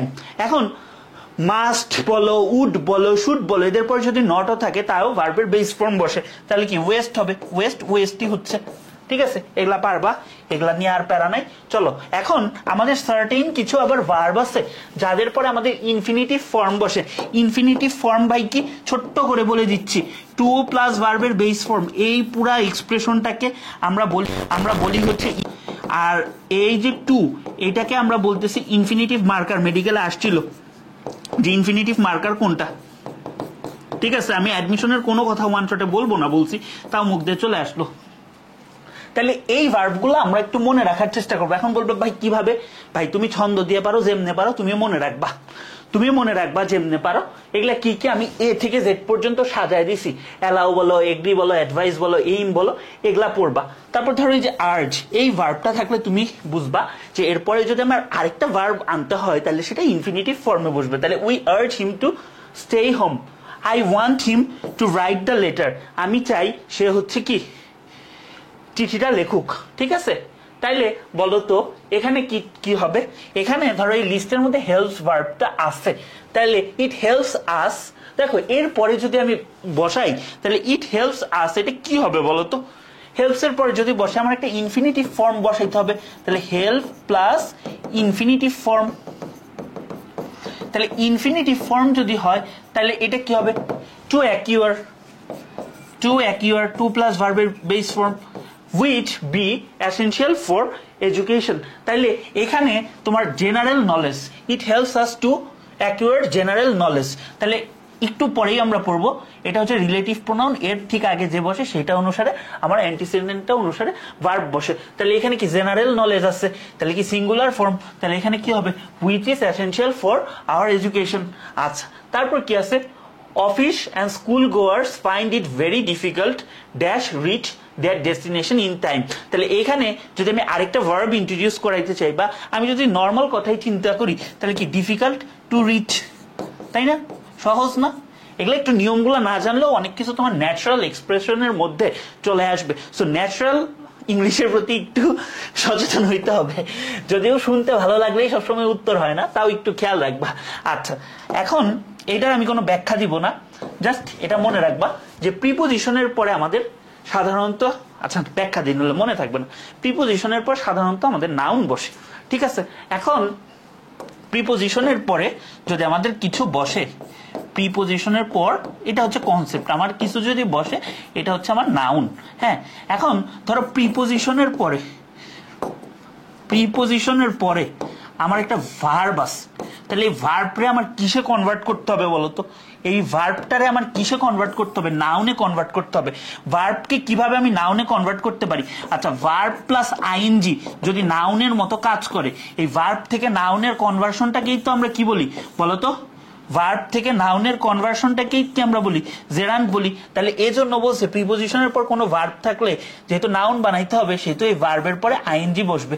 কিন্তু আমাদের এই টু ভার্ব ছাড়া, টু এর পরে সাধারণত ভার্বের বেস ফর্ম বসে, বাট কিছু কিছু শব্দ শেষে টু আছে, ওগুলা থাকলে একটু আলাদা বসে ভার্বের সাথে আইএনজি, ওইটা অন্য হিসাব। বাট সাধারণত যদি টু শুধুমাত্র প্রিপোজিশন হিসেবে বসে, এরপরে ভার্বের বেস ফর্ম বসে। ধরো এইটা আমাদের আছে যে he is expert in paint. হ্যাঁ, he is expert in paint, তাইলে এই পেইন্টটা আমার কি হবে বলতো, এই পেইন্টটা আমার কি হবে বলতো, পেইন্টের সাথে ভার্বের সাথে আইএনজি যুক্ত হবে, কারণ কি এখানে প্রিপোজিশন আছে, প্রিপোজিশনের পর নাউন বানাইতে হইলে কি আমার একটা কি বসবে বলতো, আইএনজি হবে, তাই না? তাহলে আমার কি হবে, পেইন্টিং। তাহলে কি by reading hard we can succeed, তারপর কি he wake up early to exercise before work, এক্সারসাইজটা কি এখানে ভার্ব হিসেবে বসছে। ওকে, আচ্ছা তারপরে আসো দেখি আমার কি আছে, ওয়ান্স আছে। ভাই ওয়ান্স থাকলে তো তুমি এমনিই চিনো, ওয়ান্স থাকলে তুমি কি এমনিই চিনো, এটা পাস্ট টেন্স, একটু আগেই পড়াইছি। তাইলে তুমি আমারে বলো once upon a time there dash king, তাহলে এখানে পাস্ট টেন্স ভাইয়া, পাস্ট টেন্স যদি হয় তাহলে বি এর পাস্ট টেন্স কি ওয়াজ, তাই না?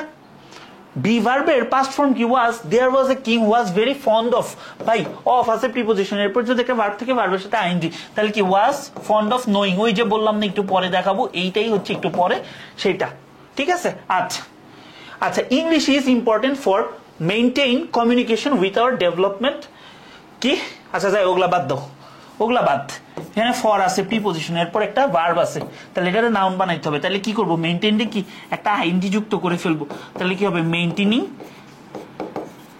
মেইনটেইনিং কমিউনিকেশন উইথ, যা আছে তাই বাদ দাও, এগুলা পারবা, সমস্যা নেই।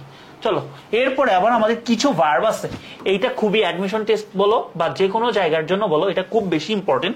সেটা হচ্ছে আবার এই যে এটা, কিছু কিছু ভার্ব আছে এদের পরে যদি আরেকটা ভার্ব আসতে হয় তাহলে সেখানে আইএনজি হয়, যেরকম অ্যাডমিট বলো, অ্যাকনলেজ বলো, অ্যাভয়েডটা আসে এখান থেকে, বিগিনটা আসে, এরকম অনেকগুলো আসে। যেরকম হচ্ছে এখানে আসলে ভার্বগুলো কমাই দিলে ভালো হইতো, রেকমেন্ডটা আসে, এনজয়, ফিল, ঠিক আছে? তারপরে হচ্ছে কিপ, আমি যেগুলো বলতেছি একটু নোট করে রাখো বিশেষ করে। তারপরে হচ্ছে পোস্টপোন, প্রিফারটা বেশ আসে, প্রপোজ, তারপরে হচ্ছে resemble, stop, suggest, start, tolerate, এগুলো মোটামুটি আসে, আন্ডারস্ট্যান্ডটাও আসে। তাহলে এদের পর যদি ভার্ব থাকে তাহলে একটা আইএনজি যুক্ত হবে। তাহলে তুমি আমারে দেখো এখানে আমার কি আছে, অ্যাভয়েড আছে, দেখছো বলছি চলে আসছে, হি অ্যাভয়েডেড, তাহলে এখানে আমি একটা ভার্ব বসাবো, তাহলে এটা কি হবে, মেকটা কি হয়ে যাবে, মেকিং হয়ে যাবে না? আচ্ছা তারপরে আসো মাই ব্রাদার এনজয়েস, বারবার বলছি এনজয়টা আসে, তাহলে এনজয়টা যদি আসে তাহলে এনজয়ের পরে একটা ভার্ব বসাবো, তাহলে প্লেটা কি হয়ে যাবে, প্লেইং হয়ে যাবে না, প্লেইং কম্পিউটার গেমস, ঠিক আছে?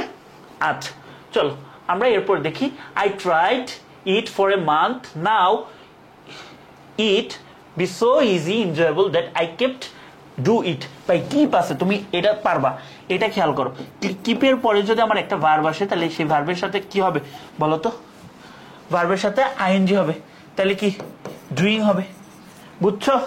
তাহলে কি হবে, কিপের পরে কি হবে বলো তো, ডুইং হবে। আচ্ছা তারপরে they start think of nurse and bring their children up, বা ব্রিং আপ দেয়ার চিলড্রেন। তাহলে এখন তুমি একটা জিনিস চিন্তা করো ভাইয়া, তুমি একটা জিনিস চিন্তা করো, এগুলা বাদ দাও, অফ আছে, অফের পরে যদি ভার্ব থাকে নার্সটা কি হয়ে যাবে, নার্সিং, অফ তো আসলেও কি এইটার সাথেও আছে, আবার অ্যান্ড এইটার পরেও আছে, তাহলে কি ব্রিঙ্গিং অ্যান্ড এর ব্যবহার। তাইলে এখানে কি তোমার কি আছে, দে স্টার্ট, তারা চিন্তা করছে, তাহলে কনটেক্সট অনুসারে এখানে আগের কনটেক্সট একটু আছে, আমি তুলি নাই, ওইটা দেখে বুঝবে এখানে স্টার্ট।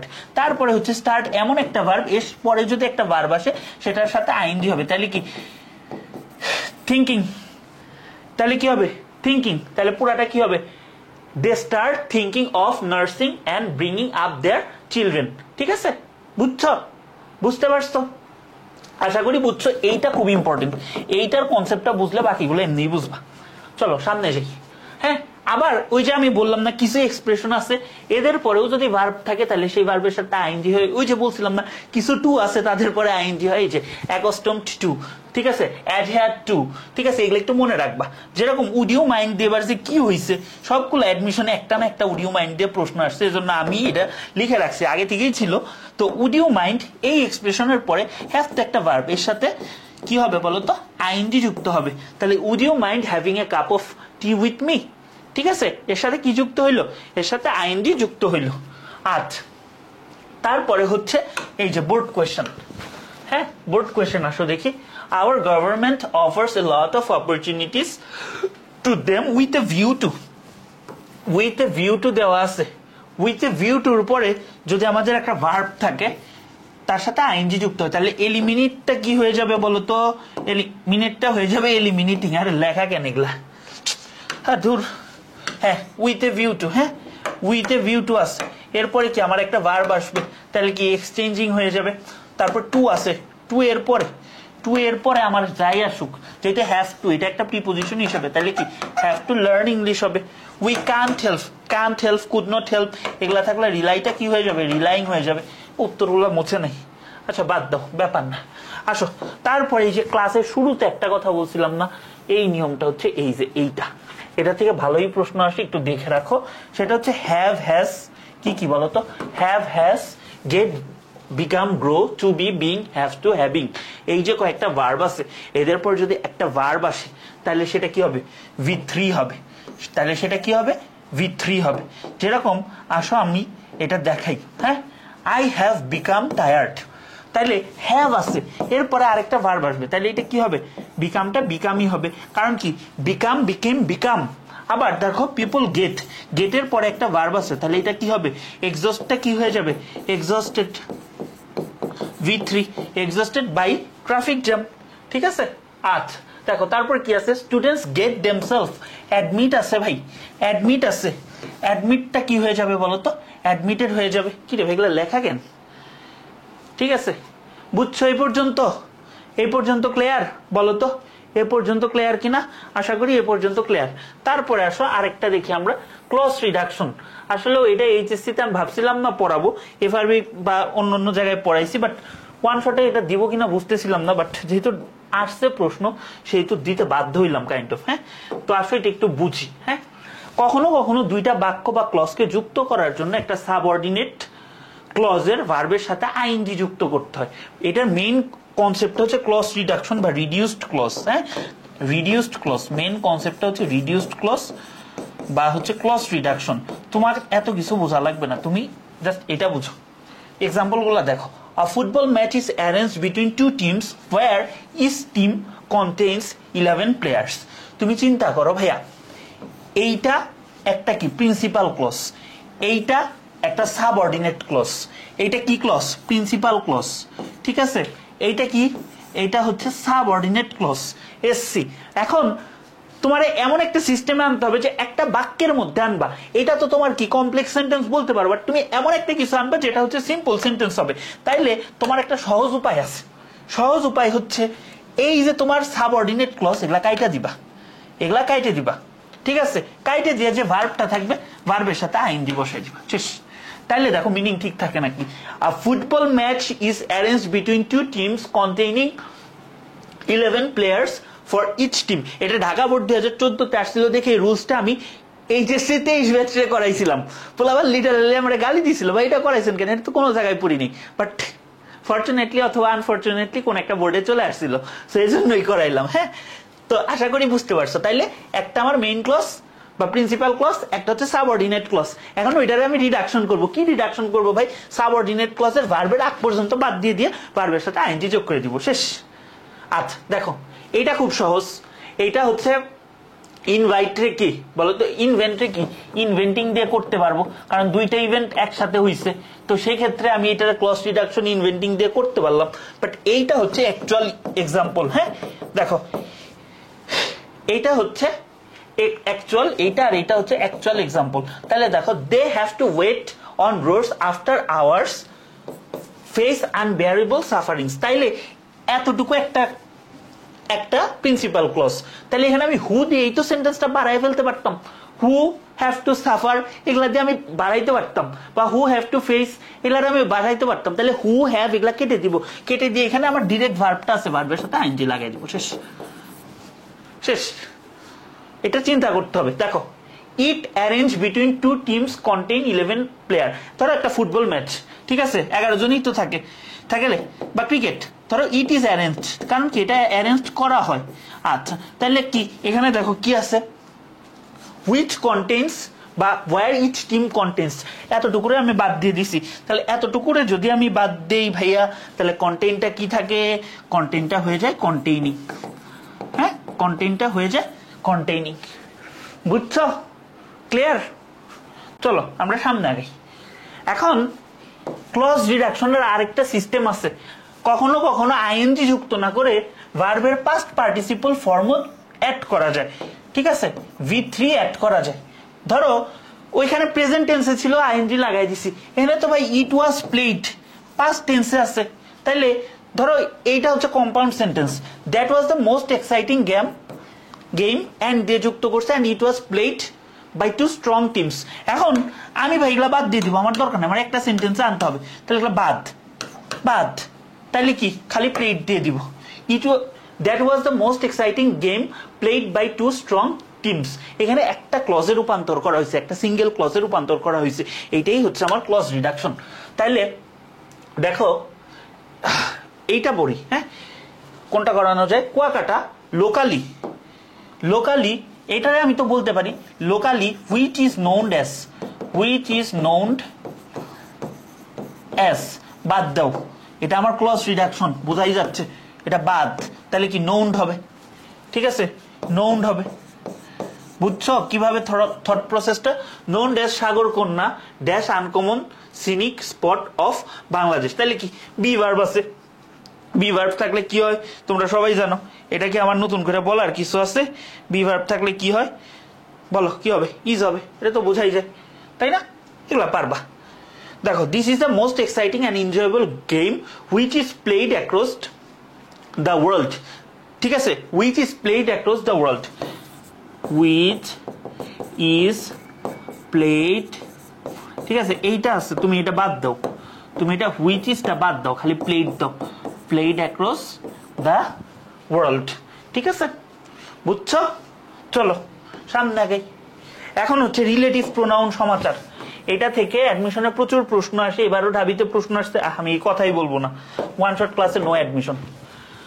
আচ্ছা অ্যাডমিশন পড়াইতে পড়াইতে আমি খালি কিছু দেখলে অ্যাডমিশন বলে, যাই হোক এটা আমার দোষ। চলো এইচএসসি তে ফোকাস করি, এদিকে আসো। আমার এখানে কারা কারা আছে বলো, এই যে এরা আমার কি রিলেটিভ প্রোনাউন। রিলেটিভ মানে কি ভাই? রিলেটিভ মানে যে রিলেশন করে। এখন এইগুলা ধরো এই যে হু, হুম, হুজ, হোয়াট, না হোয়াট হয় না, দ্যাট, এগুলা কি করে বাক্যের মাঝখানে বসে এই যে আগের অংশে এবং পরের অংশের সাথে একটা সম্পর্ক স্থাপন করে। এই সম্পর্ক স্থাপন করে দেখে এদেরকে বলা হয় রিলেটিভ প্রোনাউন, রিলেটিভ প্রোনাউন।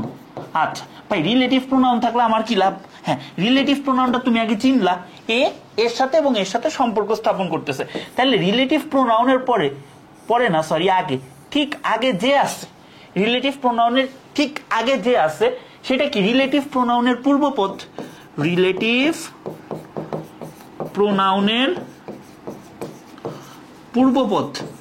এখন রিলেটিভ প্রোনাউনের পূর্বপদ, এই পূর্বপদ রে ইংলিশ একটা নাম দিয়ে ডাকে, সেটা হচ্ছে অ্যান্টিসিডেন্ট, অ্যান্টিসিডেন্ট। এখন তুমি আমারে বলো ভাইয়া রিলেটিভ প্রোনাউনের ঠিক আগে যে আছে সেইটা অনুসারে আমার ভার্ব হবে, তাহলে আই এর সাথে কি আর হয়? হয় না। আর হয় না। ইজ হয় না। এম হয়, তাহলে এম হয়। এজন্যই বলা হয় রিলেটিভ প্রোনাউন যুক্ত কোনো বাক্যে অ্যান্টিসিডেন্ট অনুসারে মেইন ভার্ব নির্ধারিত হয়। তোমার এত কিছু বোঝারই দরকার নাই, তুমি দেখবা রিলেটিভ প্রোনাউন ঠিক এর আগে যে আছে সেইটা অনুসারে ভার্ব হবে, একই কথা। আশা করি বুঝতে পারছো, সহজ, খুব সহজ। তাহলে আসো আমরা এটা দেখি, এইটা কি আছে, they don't know how to, এখানে টু আছে, তাহলে হাউ টু কি বলতো, select, how to select a balanced diet from the many foods দ্যাটটা কি আমার বাক্যের এই অংশের সাথে ওই অংশের একটা কানেকশন তৈরি করছে, এই অংশের সাথে ওই অংশের একটা কানেকশন তৈরি করছে বা রিলেশন তৈরি করছে, তাহলে এইটা হচ্ছে কি আমার একটা রিলেটিভ প্রোনাউন। তাহলে এইটা যদি আমার একটা রিলেটিভ প্রোনাউন হয় তাহলে এইটা কি, এটা তো আমার প্রেজেন্ট টেন্স আছে, ফুডসটা কি প্লুরাল, তাহলে বি ভার্ব হিসেবে প্লুরাল কি হবে, আর হবে। তাহলে কি that R available to them, that R available to them. তারপর ধরো ইট হেল্পস আস, হেল্পের পর যদি আরেকটা ভার্ব বসাই তাহলে কি হবে, সেটা ইনফিনিটিভ ফর্ম একটু আগে, তাহলে অ্যাকুয়ারটা কি হবে, টু অ্যাকুয়ার, মাত্র পরে আসলাম। হুইচটা কি বাক্যের এই অংশের সাথে ওই অংশের একটা রিলেশন তৈরি করছে, তাহলে এটা কি আমার রিলেটিভ প্রোনাউন, রিলেটিভ প্রোনাউন।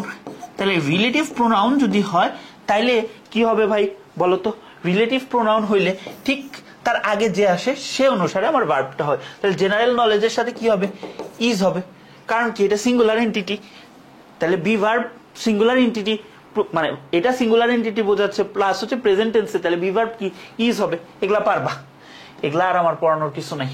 এখন আসো ওয়েন হোয়াইলের ব্যবহার, খুব সহজ, স্ট্রাকচারগুলো আমরা মনে রাখবো, ঠিক আছে। এখন ওয়েন এখানে কনজাংশন হিসেবে ব্যবহৃত হয়, অ্যাডমিশনে দেখবো, দরকার নেই। তুমি দেখো ওয়েন এখানেও বসতে পারে, সোজা বাংলা কথায় বলি, আবার এই হোয়েনটা এখানেও আইসা বসতে পারে। এই যে দেখছো বসছে। মনে রাখবা হোয়েন এর চারটা স্ট্রাকচার সম্ভব। হোয়েন ধরো প্রেজেন্ট, হোয়েন প্রেজেন্ট, এক পাশে প্রেজেন্ট, এক পাশে ফিউচার, এক পাশে ফিউচার, আরেক পাশে ফিউচার, আরেক পাশে ফিউচার, আরেক পাশে প্রেজেন্ট, এরকম চারটা স্ট্রাকচার সম্ভব। ঠিক আছে, তো তোমরা তো পারমুটেশন কম্বিনেশন করো নাই, তো যারা করবা 26 বার যারা দেখবা তারা বুঝবা যে এখান থেকে চারটা স্ট্রাকচার সম্ভব। আচ্ছা, তাইলে তুমি এখন দেখো হোয়েন আছে এখানে, তাহলে এইখানে আমার কি আছে, ফিউচার আছে, এখানে আমার ফিউচার আছে, তাহলে হোয়েন এখানে কিন্তু আমার ফিউচারই হচ্ছে। বাট আমি যদি এখানে মনে করি আমি একটা প্রেজেন্ট বসাবো, আমার কেউ না করবে না, তাহলে কি এখানে উইল গেটও উত্তর হইতে পারে, গেটও উত্তর হইতে পারে। বুঝছো? সেম ঘটনা, সেম ঘটনা এই পাশেও ঘটতে পারে। এটা ছিল আমাদের কেস 1। তো আমি ভাবছিলাম এগুলা হচ্ছে অ্যাড করব না, এগুলা অ্যাড করব না, আমার কোনো দরকার নাই অ্যাড করার। পরে আমি দেখলাম যে ভাই যশোর বোর্ডে তো চলে আসছে, তাইলে তুমি আমারে দেখো when he dash class he usually not concentrate on his lesson। তাইলে তুমি দেখো আমরা কি একটা স্ট্রাকচার পড়ছিলাম, when plus present plus present. দেখছো যশোর বোর্ডে চলে আসছে, এজন্যই বলছি টাইপের বাইরে কিছু আসবে না, যাই করাবো। তাহলে এখানে when he কামটা কি হয়ে যাবে, কামস, তাহলে he usually not concentrate, তার মানে নেগেটিভ ফর্মে বসতেছে, যেহেতু ইউজুয়ালি আছে, ইউজুয়ালি থাকলে কি হয় প্রেজেন্ট ইনডিফিনিট টেন্স, তাহলে কি ডাজ নট কনসেন্ট্রেট। তোমরা কিন্তু ডাজন্ট হ্যানতেন এগুলা লিখো না, তোমরা কিন্তু লিখবা ডাজ নট। হ্যাঁ, কন্ট্রাকশন ফর্ম লিখবা না, ফর্মাল রাইটিং এ মানে এই কন্ট্রাকশন ফর্ম বা শর্ট ফর্ম লিখবা না, এটা তো লেখাই আছে, এটার প্র্যাকটিস না করাই। বোঝা গেছে এটা কেন করাইছি, প্রশ্ন আসছে এখান থেকে। এইটা হচ্ছে সবচেয়ে বেশি ইম্পর্টেন্ট আমাদের দেশের পার্সপেক্টিভে, এটা থেকে সবচেয়ে বেশি প্রশ্ন হয়। এবছরও মেডিকেলে একটা প্রশ্ন আসছে, আবারও বলে ফেললাম, আচ্ছা সমস্যা নেই। চলো, ওয়েনটা এখানেও বসতে পারে, সোজা বাংলা কথা, আবার মাঝখানেও বসতে পারে। ঠিক আছে, আচ্ছা, তো এই যে দেখো শুরুতেও বসতে পারে, মাঝখানেও বসতে পারে। তাহলে এক পাশে যদি প্রেজেন্ট ইনডিফিনিট টেন্স থাকে V2 থাকে, আরেক পাশে আমার পাস্ট ইনডিফিনিট টেন্স থাকে, ঠিকই আছে V2, আরেক পাশে আমার পাস্ট ইনডিফিনিট টেন্স হইতে পারে। অথবা আমার একটা বি ভার্ব ওয়াজ অথবা ওয়ার প্লাস ভার্বের সাথে আইএনজি, এটাও বসতে পারে। হ্যাঁ, আবার এই সেম জিনিসই এখানে লেখা, ওয়েনটা যখন মাঝখানে। তাহলে তুমি চিন্তা করো ওয়েন আই স হিম, এটা কি V2, এটা কি ওয়াজ প্লাস ভার্বের সাথে আইএনজি। হ্যাঁ, তাহলে I was homesick when I studied abroad, same জিনিস। বুঝছো, এটা থেকে বেশ প্রশ্ন আসে, সো এটা আমাদের জানতে হবে। তাহলে এটাও কিন্তু তোমাদের করাইছি। ঠিক আছে, when Bayojit went to the pitcher he find it empty, তাহলে এতটুকু আমার কি আছে, V2 আছে। তুমি আমাদের বলো তো ভাইয়া, এটা আমার হইতে পারে না? এই যে V2 ধরো ওয়েন প্লাস V2 তো হইতে পারে, ওয়াজ ওয়ার প্লাস ভার্বের সাথে আইএনজিও যেরকম হইতে পারে, V2 হইতে পারে। তো বোঝাই যাচ্ছে এটা V2 হবে। ফাউন্ড, তাহলে ফাউন্ড, তাহলে কি ফাউন্ড হচ্ছে। ঠিক আছে, I swam for a while but when, ঠিক আছে, এইটা কিন্তু আমার V2 আছে।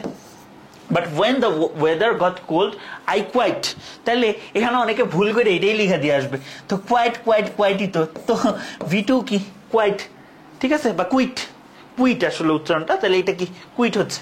ঠিক আছে, ওকে, চলো তারপরে হচ্ছে আমরা ওয়াইলের ব্যবহার দেখি।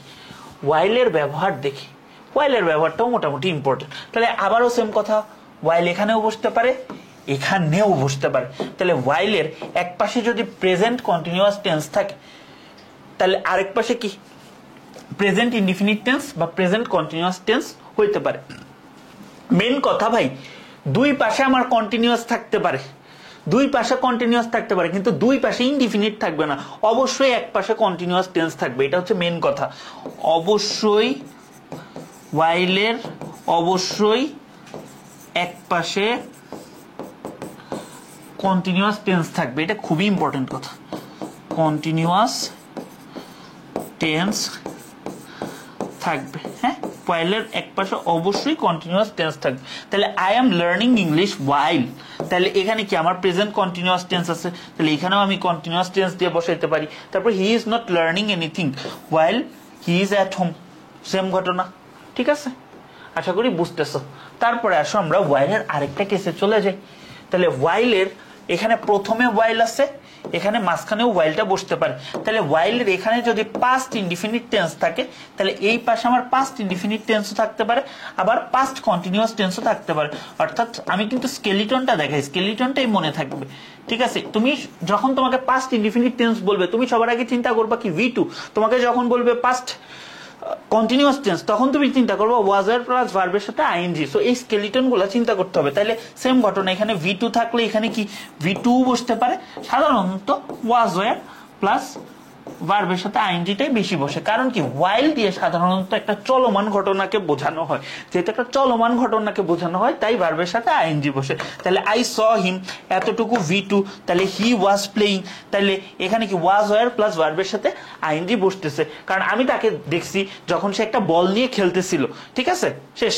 While I was writing, my friend helped me. আমি যখন লিখতেছিলাম আমার বন্ধু আমাকে হেল্প করছে, আমার বন্ধু আমাকে হেল্প করছে। ঠিক আছে, ওকে, চলো আমরা সামনে যাই। আশা করি বুঝতে পারছো।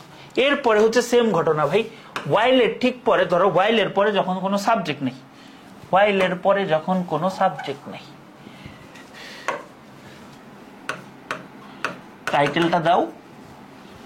ওয়াইলের পরে যখন সাবজেক্ট নেই,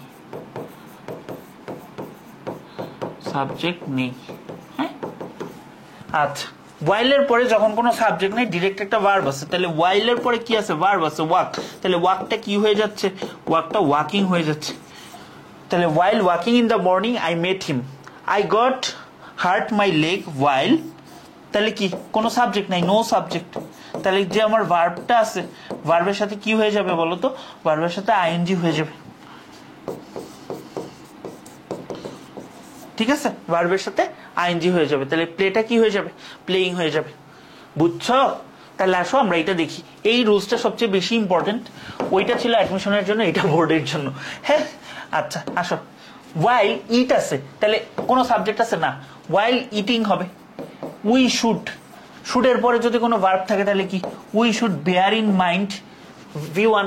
we do not eat just to satisfy, to আছে, টু এর পরে কি স্যাটিসফাই, স্যাটিসফাই থাকতেছে। অর টু ফিল, টু এর পরে আবার যদি থাকে তাহলে কি ফিল। দেখছো, ভার্বের সাথে ভার্বের বেস ফর্ম, এগুলা পারবা। ওয়াইল ক্রস, ক্রসটা কি কোনো সাবজেক্ট নেই, তাহলে কি হয়ে যাবে, ক্রসিং হয়ে যাবে, তাই না? আচ্ছা, এরপর ভাই হেয়ার দেয়ার। ভাই তোমার আমি ইন্ট্রোডাক্টরি দেয়ার এগুলা আমি ভাই পড়াবই না, এগুলা স্পেশাল ইউজ থেকে দেখে নিবা, আমি জাস্ট রেফারেন্স দিব। ইন্ট্রোডাক্টরি দেয়ার পড়াইছি না, এখানে হেয়ারও হইতে পারে আবার ইটও হইতে পারে। হ্যাঁ, তাইলে তুমি ধরো there to reasons for it, তাহলে কি এটা শুরুতে বসছে কিন্তু নিজে সাবজেক্ট না, সাবজেক্ট কে এ, রিয়েল সাবজেক্ট। তাইলে রিয়েল সাবজেক্ট অনুসারে আমার ভার্ব হবে। তাহলে টু রিজনস এর সাথে আর হয়, তাহলে উত্তরটা কি আর হবে। তাহলে আসো, দেয়ার ড্যাশ রিলেশনশিপস, আর পড়ার দরকার নেই। তাহলে রিলেশনশিপসটা প্লুরাল আছে, এ রিয়েল সাবজেক্ট, তাহলে কি হবে আর হবে, এগুলা পড়াইছি। দেয়ার আর মেনি রিজনস, তাহলে কি আর হবে, কারণ কি মেনি রিজনসটা প্লুরাল, এগুলা টান দিব, এগুলা আমি পড়াইছি আগে, এখন তো আর টান দেওয়া যাবে না। এইটা খুব ভালোভাবে পড়বা। এখানে আমি কিন্তু আর, আই রিপিট, আমি কিন্তু এইটা আর তোমার কোথায় বলবো না বলো তো, আমি রেফারেন্স দিয়ে দিব। এটা আমি আর কমপ্লিটিং সেন্টেন্সে বলবো না। কন্ডিশনালস আর এখন ক্লাস হইলে জিজ্ঞাসা করতাম কয় প্রকার, 4 প্রকার কন্ডিশনালস। হ্যাঁ, কোনোদিন এটা আসবে না, যদি আসে বলবা 4 প্রকার। তাহলে প্রথম কন্ডিশনালটা কি, জিরো কন্ডিশনালস। জিরো কন্ডিশনালস তোমার কি প্রকাশ করবে, কয়েকটা জিনিস জিরো কন্ডিশনালস তোমার প্রকাশ করবে। প্রথমত কি, ইউনিভার্সাল ট্রুথ, চিরন্তন সত্য, নিত্য নৈমিত্তিক অভ্যাস, স্ট্রং ডিটারমিনেশন প্রকাশ করবে। এই ক্ষেত্রে একটা কাজ হইলে আরেকটা কাজ 100% হবে। তাহলে কি, if plus present plus present, if plus present plus present. ঠিক আছে, তাহলে if the sun rises the fog disappears, তার মানে কি যদি সূর্য উঠে তাহলে কি তোমার এইটা কি মেঘ কুয়াশা এগুলা দূরীভূত হবে, 100% ঘটবে। ইউনিভার্সাল ট্রুথ, তো এইরকম ইউনিভার্সাল ট্রুথ বোঝাইতে, ইউনিভার্সাল ট্রুথ বোঝাইতে আমরা কি ব্যবহার করি বলতো, কন্ডিশনাল সেন্টেন্স ব্যবহার করি। তারপরে if you heat up water at 100 degree centigrade, তাহলে কি ইট টার্নস ইনটু ভ্যাপর। এটা ভাই কি, সায়েন্টিফিক ট্রুথ। ইউনিভার্সাল ট্রুথ হইতে পারে, সায়েন্টিফিক ট্রুথ হইতে পারে, এগুলা কিন্তু হইতেই পারে। হ্যাঁ, আচ্ছা চলো আমরা সামনে আগে। তাহলে কি, the members of a family remain anxious if someone travel in a bus, তাইলে ট্রাভেল আছে ভাই, এটা এখানে কি সাধারণত আমার নর্মাল কথাই তো বুঝাইছে, নর্মাল কথাই বুঝাইছে না, এবং এটা কি একটা রেগুলার অ্যাক্টিভিটি বা এটা বোঝাই যাচ্ছে এটা কি, এই পাশটা আমার প্রেজেন্ট আসে, তাইলে কি এই পাশটাও প্রেজেন্ট হবে, তাহলে কি ট্রাভেলটা কি ট্রাভেলসই হবে, এখানেও লেখা লেখা কেন এগুলা। আচ্ছা চলো, টাইপিস্ট, এটা হচ্ছে আমাদের। তারপর ফার্স্ট কন্ডিশনালস, ফার্স্ট কন্ডিশনালস মানে একটা কাজ হলে আরেকটা কাজ হইতেও পারে নাও হইতে পারে, ঠিক আছে, এইটা হচ্ছে আমার ফার্স্ট কন্ডিশনালস। এটার সাথে তোমরা গড়বল লাগাও হচ্ছে জিরো কন্ডিশনালস, খুব সহজ ভাই, গড়বল লাগানোর কিছু নাই। If plus present plus present, এগুলা কিন্তু তোমার ইসেও আসবে, এটা সবচেয়ে বেশি আসে তোমার কমপ্লিটিং সেন্টেন্সে, বাট আমি এখানেই দেখা দিচ্ছি, এখানে ফিউচার এখানে প্রেজেন্ট, প্রেজেন্ট থাকলে তোমার কি ফার্স্ট কন্ডিশনালস, হ্যাঁ ফার্স্ট কন্ডিশনালস প্রেজেন্ট থাকলে, আর যদি ফিউচার থাকে তাহলে হচ্ছে কি তোমার ফার্স্ট কন্ডিশনালস। সরি সেটা কি বলতেছি, আজকে কাহিল বেশি, দুইটা ক্লাস নিতেছি তো। প্রেজেন্ট যদি থাকে তাহলে কি এটা জিরো কন্ডিশনালস, আর ওয়ান শট ক্লাস অনেক তাড়াহুড়া করে নিতে হয়, এটা একটা মানে ড্রব্যাক সময় কমানোর জন্য, তাহলে এটা জিরো কন্ডিশনালস, আর এটা কি ফার্স্ট কন্ডিশনালস, হ্যাঁ।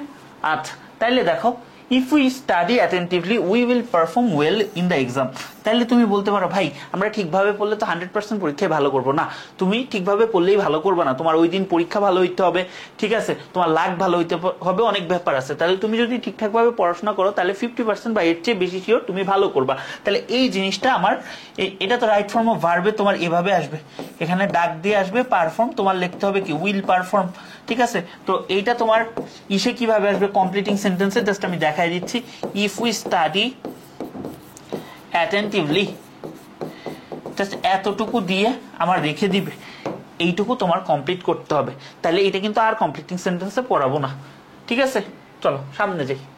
We can not keep, can নটের পরে ভাই যাই আসুক, ক্যানের পরে কি ভার্বের বেস ফর্ম, তাহলে ক্যান নটের পরেও কি ভার্বের বেস ফর্ম, তাহলে we can not keep pace with present world we dash behind, তাহলে আমরা প্রেজেন্ট ওয়ার্ল্ডের সাথে যদি তাল মিলাইতে না পারি আমরা কি পিছায় পড়বো, তাহলে কি will lag behind, will lag behind, বুঝছো।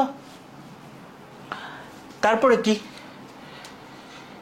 If we waste time in idleness all short of evil thoughts, will তো আসেই, তাহলে এক পাশে দেখো ইফ প্লাস এটা ফাঁকা, এই পাশে আছে ফিউচার, তাহলে তো তুমি বুঝতেইছো ভাই এই পাশে কি হবে প্রেজেন্ট হবে, আর প্রেজেন্ট যদি হয় এখানে ওয়েস্ট আছে, ওয়েস্টটা কি হবে, ওয়েস্টটা ওয়েস্টই হবে, ওয়েস্টটা ওয়েস্টই হবে। প্রচুর কোশ্চেন সলভ করাই দিচ্ছি, এগুলা কোশ্চেনই তোমরা অনেকে আছো সারা বছর করো নাই। এখন হচ্ছে সেকেন্ড কন্ডিশনালস, সেকেন্ড কন্ডিশনালস যে সাধারণত আমার কি বোঝানো হয় বলতো, অবাস্তব কোন একটা কিছু, ঠিক আছে, অবাস্তব কোনো কিছু আমার সেকেন্ড কন্ডিশনালস দিয়ে প্রকাশ করা হয়, অর্থাৎ একটা জিনিস হওয়ার কথা ছিল কিন্তু হয় নাই, তাইলে আমার এটা স্ট্রাকচারটা কি মনে রাখবা, এই পাস্ট মানে হচ্ছে V2, তারপরে আমার একটা পাস্ট টেন্স আসবে, ইফ প্লাস পাস্ট V2 আসবে, এই পাস্ট টেন্সটা হচ্ছে আমার যেহেতু একটা জিনিস হওয়ার সম্ভাবনা ছিল এটা বোঝানোর জন্য আমার উড কুড মাইট বসে, আর উড কুড মাইটের পরে একটা ভার্বের বেস ফর্ম বসে, ঠিক আছে। আচ্ছা if I had a light, এইটা খেয়াল করো, এখানে অনেকে বলবা যে ভাই এটা বুঝতেছি না, এটা মনে রাখবা V1 V2 V3 এটা দেখাইছি যদিও, হ্যাভ যখন মেইন ভার্ব হিসেবে এটার পাস্ট টেন্স হচ্ছে তোমার হ্যাড, আর পাস্ট পার্টিসিপল হচ্ছে কি হ্যাড, তাহলে এইখানে কিন্তু এটা V2, এখানে এটা V2, এটা বুঝতে হবে, কিন্তু তাহলে এখানে V3টা কিভাবে হইতো, এখানে যদি তোমার হ্যাড প্লাস V3 থাকতো তাইলে তোমার এখানে হয়ে যেত এটা থার্ড কন্ডিশনালস, থার্ড কন্ডিশনালস, এই জায়গাটা বুঝতে হবে, এই জায়গাটা অনেকেই বুঝে না, ঠিক আছে। তাহলে যেহেতু এটা V2 আছে, V2 দেখেই তুমি বুঝবে এটা সেকেন্ড কন্ডিশনালস, V2 টু দেখেই বুঝবে এটা হচ্ছে সেকেন্ড কন্ডিশনালস। আচ্ছা সেকেন্ড কন্ডিশনালস বুঝলাম, তাহলে বাকিটুকু আমার কি হবে বলতো, পাস্ট টেন্স হবে, তাহলে উড কুড মাইট হবে প্লাস ভার্বের সাথে কি বেস ফর্মটা হবে, তাহলে কি ইফ আই হ্যাড, তাহলে কি এটাও আমার V2 এনাফ মানি, এখানে যদি আরেকটা তোমার কি মানে V3 থাকতো, হ্যাড প্লাস V3 থাকতো তাইলে থার্ড কন্ডিশনালস হইতো, I would help the poor, তো এতটুকু দিয়ে এইটুকু দিয়ে এখানে দাগ দিয়ে বলবে যে কমপ্লিটিং সেন্টেন্স করতে, হ্যাঁ। আচ্ছা আসো এখন হচ্ছে থার্ড কন্ডিশনালস, থার্ড কন্ডিশনালস এর মেইন কথা তোমারে বলে ফেলছি, এখন দুইটা কেস আছে, দুইটা কেস খুব ভালো করে বুঝবো। আচ্ছা দেখো, তোমাকে আমি একটা কথা বারবার বলছি, একটা কথা বারবার বলতেছি, পাস্ট পারফেক্ট মানে কি? পাস্ট পারফেক্ট মানে হ্যাড প্লাস V3 শেষ। তুমি যখন হ্যাড প্লাস V3 দেখবা, হ্যাড প্লাস V3 দেখবা, এদিকে তাকাও, হ্যাড প্লাস V3 দেখবা, তখনই ধরে নিবা এটা হচ্ছে থার্ড কন্ডিশনালস, থার্ড কন্ডিশনাল। তাহলে ইফ আই হ্যাড বিন, তোমার বারবার বলছি না, বি প্রেজেন্ট ফর্মে কি এম ইজ আর, পাস্ট ফর্মে কি ওয়াজ ওয়ার, তারপরে হচ্ছে V3 ফর্মে কি বিন, তাহলে কি V3 দেয়ার আই উড, তাহলে কি উড কুড মাইট, যেহেতু একটা তোমার কি বোঝাচ্ছে এখানে সম্ভাবনা, উড কুড মাইট হবেই, তার সাথে আমার একটা হ্যাভ যুক্ত হবে, তাহলে would have could have might have, তাহলে হ্যাভের পর যদি আমার আরেকটা ভার্ব আনতে হয় তাহলে কি ভার্বের 3 নাম্বার ফর্ম, এর জন্য কি V3। স্ট্রাকচার আর ভুলবা, এভাবে পড়াইলে ভোলা উচিত না। তাহলে কি V3 আমি শিওর হইলাম এটা থার্ড কন্ডিশনাল, তাহলে কি I would have could have might have দিলাম, তারপর একটা V3 দিয়ে শেষ করলাম। তাহলে কি if the driver had been, আমি কি হ্যাড প্লাস V3 আছে, হ্যাড প্লাস V3, তাহলে এটা কি আমার থার্ড কন্ডিশনালস, তাইলে এটা কি উড কুড হ্যাভ দিয়ে আমি বাকিটুকু V3 দিয়ে শেষ করলাম, কেস 1 শেষ। এখন এইটার সাথে আমরা কেস 2টা অনেকেই তাল গোল পাকায় ফেলি, আমাদের দোষ না, এটা আমাদের সিস্টেমের দোষ, ঠিক আছে। একটা নর্মাল কথা বলছি, গ্রামারে কিন্তু কনসেপ্ট অনেক কিছু বোঝার আছে, ফিল করার আছে, দুর্ভাগ্যবশত এই জিনিসটা অনেক টিচারই বোঝে না। তোমরা কিভাবে বুঝবা? দেখো হ্যাড আছে, এটা ইনভার্সন দিয়ে পড়াইলে সবচেয়ে ভালো হইতো, যেহেতু ইনভার্সনের থেকে এটা আসছে, আমি ইনভার্সন না বললাম, আমি নর্মাল ভাবে বলতেছি। ধরো এখানে ইফ এর পরিবর্তে হ্যাড বসছে, ধরো ইফ উই, আসলে বাক্যটা এরকম এখানে, হ্যাঁ, উই হ্যাড বিন, লিখে দেখাই, উই হ্যাড বিন দেয়ার, এটা কি আসলো, হ্যাঁ, we had been, we had been there, ঠিক আছে, if we had been there we might have seen her। ভাই বাদ দাও, এত কথাই বলবো না, আসো। এখন আমার কথা হচ্ছে ইনভার্সনের ক্ষেত্রে আমাদের নর্মাল স্ট্রাকচার কি সাবজেক্ট প্লাস ভার্ব না, ইনভার্সন মানে উল্টা হয়ে যায়, ভার্ব প্লাস সাবজেক্ট হয়ে যায়। তাহলে এখানে ইফ টাকাটা চলে যায় ইনভার্সনের জন্য, হ্যাডটা সামনে চলে আসে, তাহলে আমি হ্যাডটা বসাইলাম, তাহলে কি হ্যাড উই, তাহলে এখানে পড়ে থাকতেছে কি, পড়ে থাকতেছে V3 না, তাহলে কি হ্যাড উই বিন, তাহলে এটা হচ্ছে আমার V3।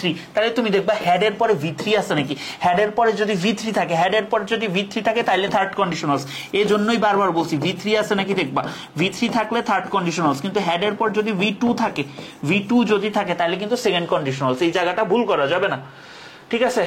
আচ্ছা দেখো এটা কিভাবে বুঝবা, সহজ, বিন আছে, তুমি জানো ভাই বিন মানে V3, আর V3 মানে এখানে যেহেতু ইফ নাই, তাহলে কি হ্যাভটা কি হয়ে যাবে, হ্যাড হয়ে যাবে, ঠিক আছে।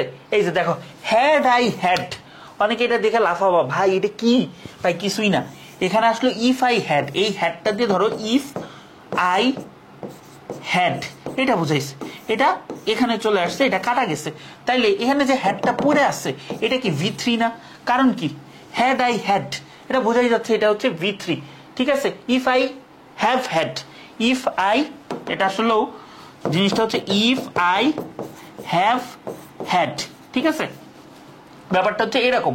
তো এটা তো চলে আসছে, ইনভার্সন হয়েছে, তো এটা বোঝাই যাচ্ছে এখানে কি আছে, আমার V3 আসছে, বা ইফ আই হ্যাভটাই আমার হয়ে গেছে হ্যাড, তাহলে ইফ আই হ্যাড হ্যাড, তাহলে একটা হ্যাড এখানে চলে আসছে, পড়ে আসছে আমার এইটা, আমার মেন কথা এখানে V3 আছে, তাহলে কি ভাই would have could have might have, তাহলে ধরলাম মাইট হ্যাভ দিয়ে might have visited you, visited you.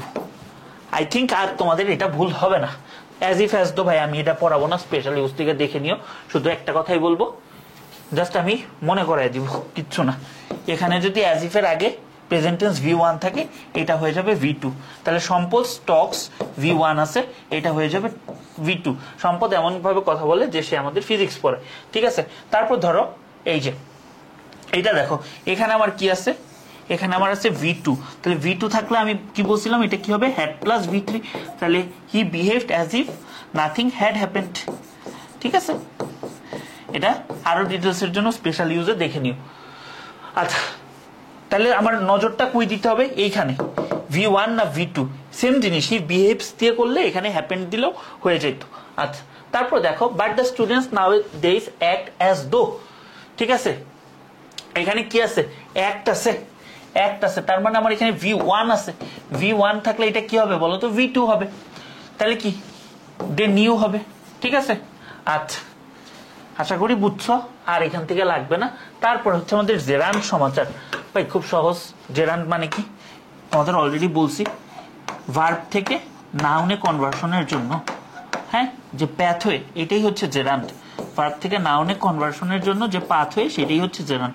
তাহলে ভার্বের সাথে আইএনজি যুক্ত করলে সেটা যদি বাক্যে নাউনের মতো কাজ করে, এই নাউনটাকে আমরা আদর করে একটা নাম দিছি এবং এইটাকে আমরা বলতেছি হচ্ছে জেরান্ড। আচ্ছা দেখো, তাহলে জেরান্ড দিয়ে যদি কোন একটা জিনিস শুরু হয় তাহলে সেটা আমার একটা সিঙ্গুলার এন্টিটি সাধারণত বোঝায় বা অ্যাবস্ট্রাক্ট এন্টিটি বোঝায়, এজন্য আমার ভার্বটা হবে সিঙ্গুলার। যেরকম স্মোকিং, ঠিক আছে, স্মোকিংটা কি বলতো, smoking dash highly harmful to health, তাহলে কি স্মোকিং ইজ হবে, তাই না? সাফিসিয়েন্ট বা ড্রিঙ্কিং সাফিসিয়েন্ট মিল্ক, এটা কি জেরান্ড, তাহলে কি কিপটা কি হয়ে যাবে, সিঙ্গুলার হইলে কিপস হয়ে যাবে। ঠিক আছে, তাহলে তুমি আমারে বলো এটা কি হবে, acquire knowledge is not limited to any age or time, এটা ভাই সিঙ্গুলার আছে, এটা কি আছে আমার সিঙ্গুলার আছে। সিঙ্গুলার যদি থাকে, এটা তো ভার্ব আছে, ভার্বটা আমার কি নাউন বানাইতে হবে, তাহলে ভার্বটা নাউন বানাইলেই তো জেরান্ড হবে, তাহলে কি অ্যাকোয়ারটা কি হয়ে যাবে, অ্যাকোয়ারিং। তাহলে এখানে ইজ আছে, তাহলে টিচটা কি হয়ে যাবে, টিচিং। ঠিক আছে, শেষ, এই পর্যন্ত হচ্ছে আমাদের শেষ। এখন আমরা একটা কোয়েশ্চেন প্র্যাকটিস করি, যেহেতু পড়ছি একটু ভালো করেই আমরা পড়ি, জাস্ট আর 5 মিনিট লাগবে, 5 মিনিটে আমরা একটা কোয়েশ্চেন সলভ করে ফেলি। হ্যাঁ, ওয়ান্স আপন এ টাইম, ভাই বোঝাই যাচ্ছে ওয়ান্স আপন এ টাইম আছে বা আপন আছে, তাহলে এটা কি হবে, দেয়ার এর সাথে কি হয়ে যাবে, ওয়াজ হয়ে যাবে। কারণ কি বি ভার্ব পাস্ট টেন্সে কি was very fond of, no আছে, নোটা কি হয়ে যাবে, নোটা হয়ে যাবে নোয়িং। কারণ কি প্রিপোজিশনের পরে যদি একটা ভার্ব আসে তার সাথে আইএনজি যুক্ত হয়ে যাবে। হ্যাঁ, দেখো কত সহজে আমরা সলভ করতে পারি। এ ফেমাস অ্যাস্ট্রোলজার ড্যাশ, মানে stop at his capital on his way to home, তার মানে সে থামছিল, পাস্ট ইভেন্ট, এটা আগের দিনের গল্প, তাহলে স্টপটা কি হয়ে যাচ্ছে, পাস্ট ইভেন্টের জন্য স্টপড হয়ে যাচ্ছে। ঠিক আছে, স্টপড হয়ে যাচ্ছে। আচ্ছা, তারপরে কি আছে দেখো তো, the king called him to আছে, টু প্রিপোজিশন হিসেবে বসলে এরপরে ভার্ব আসলে ভার্বের base form, to know about the future and the astrologer tell him about something unpleasant, সে কিন্তু কোন একটা আনপ্লিজেন্ট কিছু নিয়ে বলছিল। তাইলে দেখো এখানে কিন্তু কল্ড হচ্ছে মেইন ভার্ব, তাহলে মেইন ভার্ব অনুসারে টেন্স হয়, তাহলে এখানে যেহেতু পাস্ট টেন্স আছে তাহলে টেলটা কি হয়ে যাবে, টোল্ড হবে, যেহেতু পাস্ট ইভেন্ট। এটা কি পাস্ট ইভেন্ট না? আচ্ছা চলো সামনে আগে।